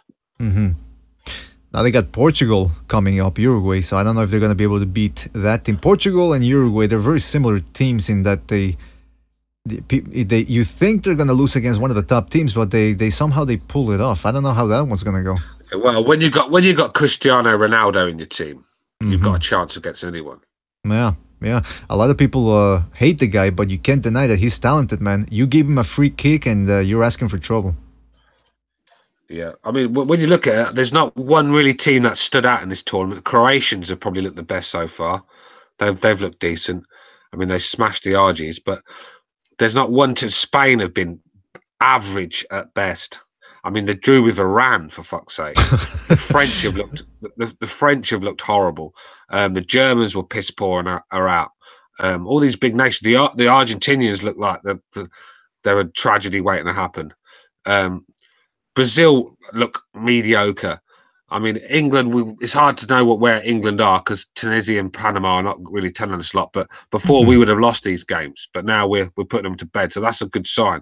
But I'm not ready to say where England are right now. But there's not a lot out there doing setting the world alight, shall we say. It's been a very exciting tournament, but all the teams look like they're on the same par sort of thing. Well, what about Belgium? How have they looked? They've looked very, very good. I mean, that's the thing is they've looked very good, but they've played who England have played, so I'm not going to judge them. They've played Tunisia and Panama. So, you know, what's the point of judging? Oh, the Belgians look good. Look how good the Belgians look. That's all I'm hearing. But we've got the same goal difference as them in the 2 games. So they've scored no more goals than we have in the 2 games, and they haven't conceded any more. So we're level on everything. So they've not done any better than we have. But I keep hearing how great the Belgians are. But when the Belgians come up against a disciplined side with a bit of structure, that's when you'll see how good the Belgians are. Well, there you have it, guys. The World Cup is being very bizarre. Perhaps one of the most unique since 2002 back in Japan and Korea, where a lot of the top teams or some of the favorite teams were being dropped left and right. I mean, it's starting to look a little bit like that in this World Cup. In terms of boxing, in 2 days, we got Rashidi Ellis taking on Alberto Mosquera in Mexico. Rashidi Ellis is that guy that Trap Boxing told us to watch out for. And if anybody hasn't seen Rashidi Ellis fight, he's like he fights a lot like Isaac Tokboe, except he's a welterweight version. So that fight is going to be taking place on ESPN on Friday, I believe. Yeah, Friday. Then on June the 30th, on Saturday, Gilberto Ramirez takes on Romer Alexis Angulo, an undefeated Colombian power puncher. He's got a very, very glossy record, but he's fought nobody. Then again, I'm not that high on Ramirez either, so it looks like it might be an entertaining fight. Then you have Alex Saucedo, undefeated, taking on the very tough Lenny Zapavigna. I think that's going to be a very entertaining fight. 2 guys that like to come forward. Michael Conlan, I've never seen him fight, so I don't know. Oh, no, wait, hold on. Michael Conlan. I always get him confused with... Is Conlan the one with Top Rank? There's multiple brothers, right? Yeah, because I sometimes get the brothers confused. The one I'm thinking of, the talented one, that's with Top Rank. Is that the one? Apology. I'm not 100% sure. But probably, yeah. I think it's Michael Conlan. For me, he looks a bit more advanced than Shaka Stevenson at the moment. Is it Shaka Stevenson? They were both on the same card a little while ago, and they're both like around the same fights. I think Conlan's an older guy. Obviously, he's been in the amateurs longer, but he looks more polished at the moment than Shaka Stevenson. But he's a real talent. But we'll see. He's not fought anyone yet. Yeah, and the Irish. Yeah, Conlan. Yeah, like you just said, BDA. He's the Irish, long-time amateur guy, and he's pretty popular in Ireland. To be honest, aside from Katie Taylor. But the thing is with Conlan is that I don't know. He's just not grown into the pro game. He punches in bunches too much. He has questionable stamina for me, and I think he just needs a little bit more experience, but so far I don't see anything like sort of stellar from him. I'm going to tell you a fighter to watch out for, a British fighter, and this guy's a serious talent, and that's Lee Selby's brother, Andrew Selby. I mean, this guy's a lot better fighter than Lee Selby. I mean, really? he's well, yeah. I think he beat a world-class... It's late now. It's nearly 2 o'clock in the morning. I forgot. But he beat a world-class fighter in his second fight. This guy is a fucking... Well, go and watch Andrew Selby fight. He's a serious talent. A lot better than Lee Selby. Yeah. Because I was... Sorry, apology. I was never really high on Lee Selby, in terms of his resume and people that he beat. But Andrew Selby, I think he was an amateur as well. He was in GB's team, amateur's team, and you're right. He was, bro. Yep. Yeah. So yeah, I'm gonna check him out. Yeah. I was about to say that. Watch his GB fights in the what do you call it? That boxing league, the WSB. And he looks like Lee Selby 2.0. Much faster, much better. defense and reaction. Yeah. Lee Selby, to me, he just looks, even back in the day when he was winning, he looks just so, I can't describe it as kind of lazy. Like when he throws punches, he just looks lazy to me. I'm not bothered to fight. Yeah, for me, Andrew Selby. Yeah, I agree. Lee Selby's. I used to really like Lee Selby, but his career is really he's not moved on, bro. He's not moved on. Well, Andrew Selby for me is one of one of the most naturally gifted fighters in the country. But obviously, it's a bit early to be saying that. But naturally gifted, I think he's got to be up there. So he's fighting at flyweight apparently, and that division looks. Oh, hold on, I'm trying to. I always get confused with his lower weight divisions. I start forgetting. By the way, people in the chat room are saying, Overhand says, I get the Sushi Ming vibes from Conlan. That's I was going to compare him to that guy as well. Like Pavel said, he's still very much like in the amateur system type fighting. He's going to have to sit down more of his shots and try to get a little rougher with some fighters. I thought Zhu Shimin was fucking god awful. The guy had nothing. It's amazing how he did so well in the amateurs, man. I mean, there must have been crooked scoring going on there because the guy gets hit a lot. He doesn't have any pop on his punches, just does the same old stuff. And it's just easy. He's an easy fight to work out. I mean, let's be real. Even in his early fights that they were building him up, he was struggling in with these guys. Do you know what I mean? So Zhu Shimin, man, one of the most. If that guy weren't from China, we would never have heard about him because he wouldn't have been relevant. It's the fact that Bob Arum tried to bring us this Chinese star and it backfired. Yeah, you know what? Regarding Zhou Shiming, the guy's actually one of the best amateurs I've ever seen, and he didn't really do well as a pro. But the thing is, when you watched closely London Olympics, when he performed for the second time and he, quote unquote, won gold medal, he was fighting against the Thai guy from Thailand. And in my opinion, he didn't win that fight. And, it was quite a huge controversy surrounding that fight, the outcome, people were booing and all that.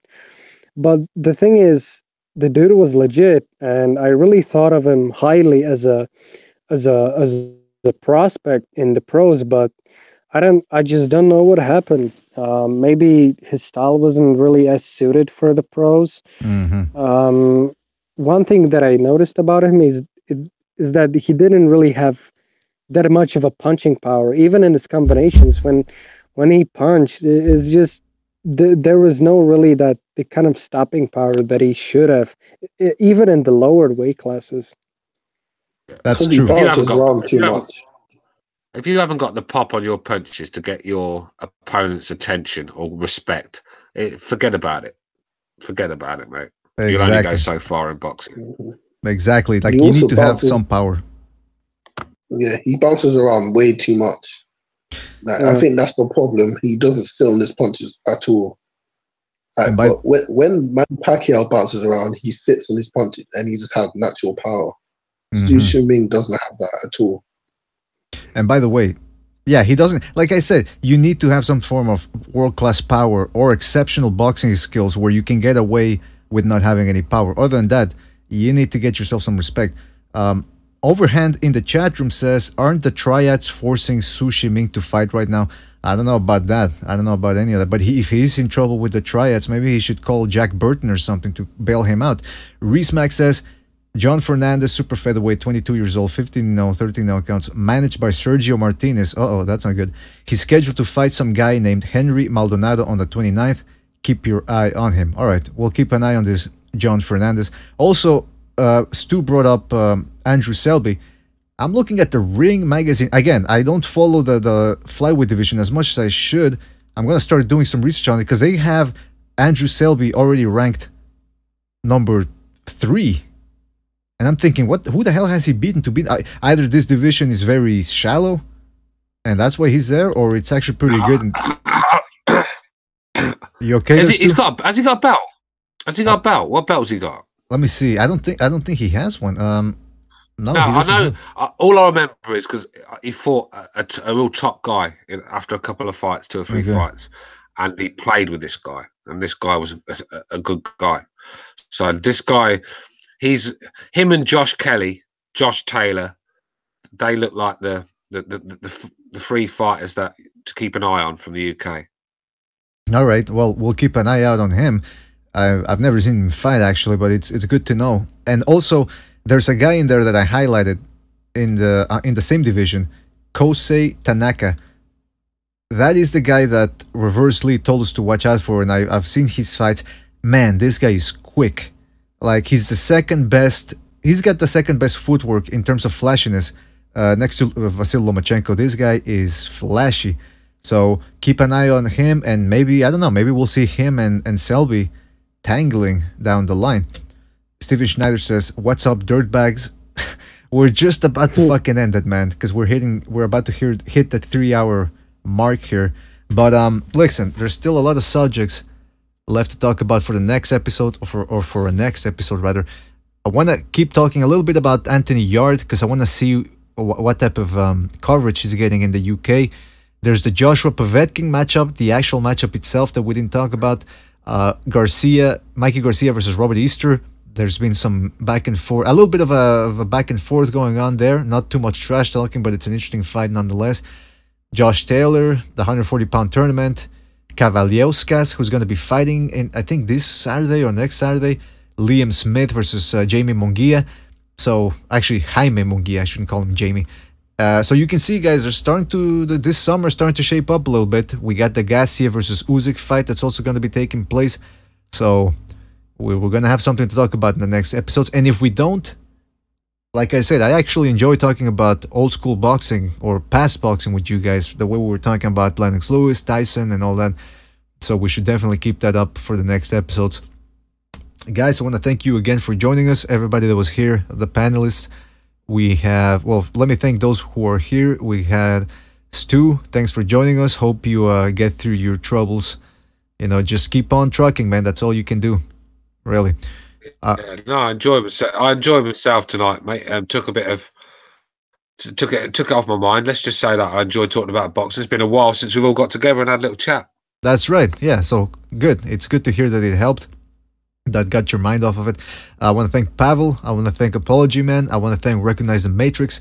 I want to thank, who else was here earlier? We had Abstract Boxing, Corruption in Boxing. We had Boxing Known. We had Kiwi Boxing. We had Cameron Gillian, or Gillian as I like to call him. And thanks again for joining us, guys. We'll try to do another one. But I want to try to get us.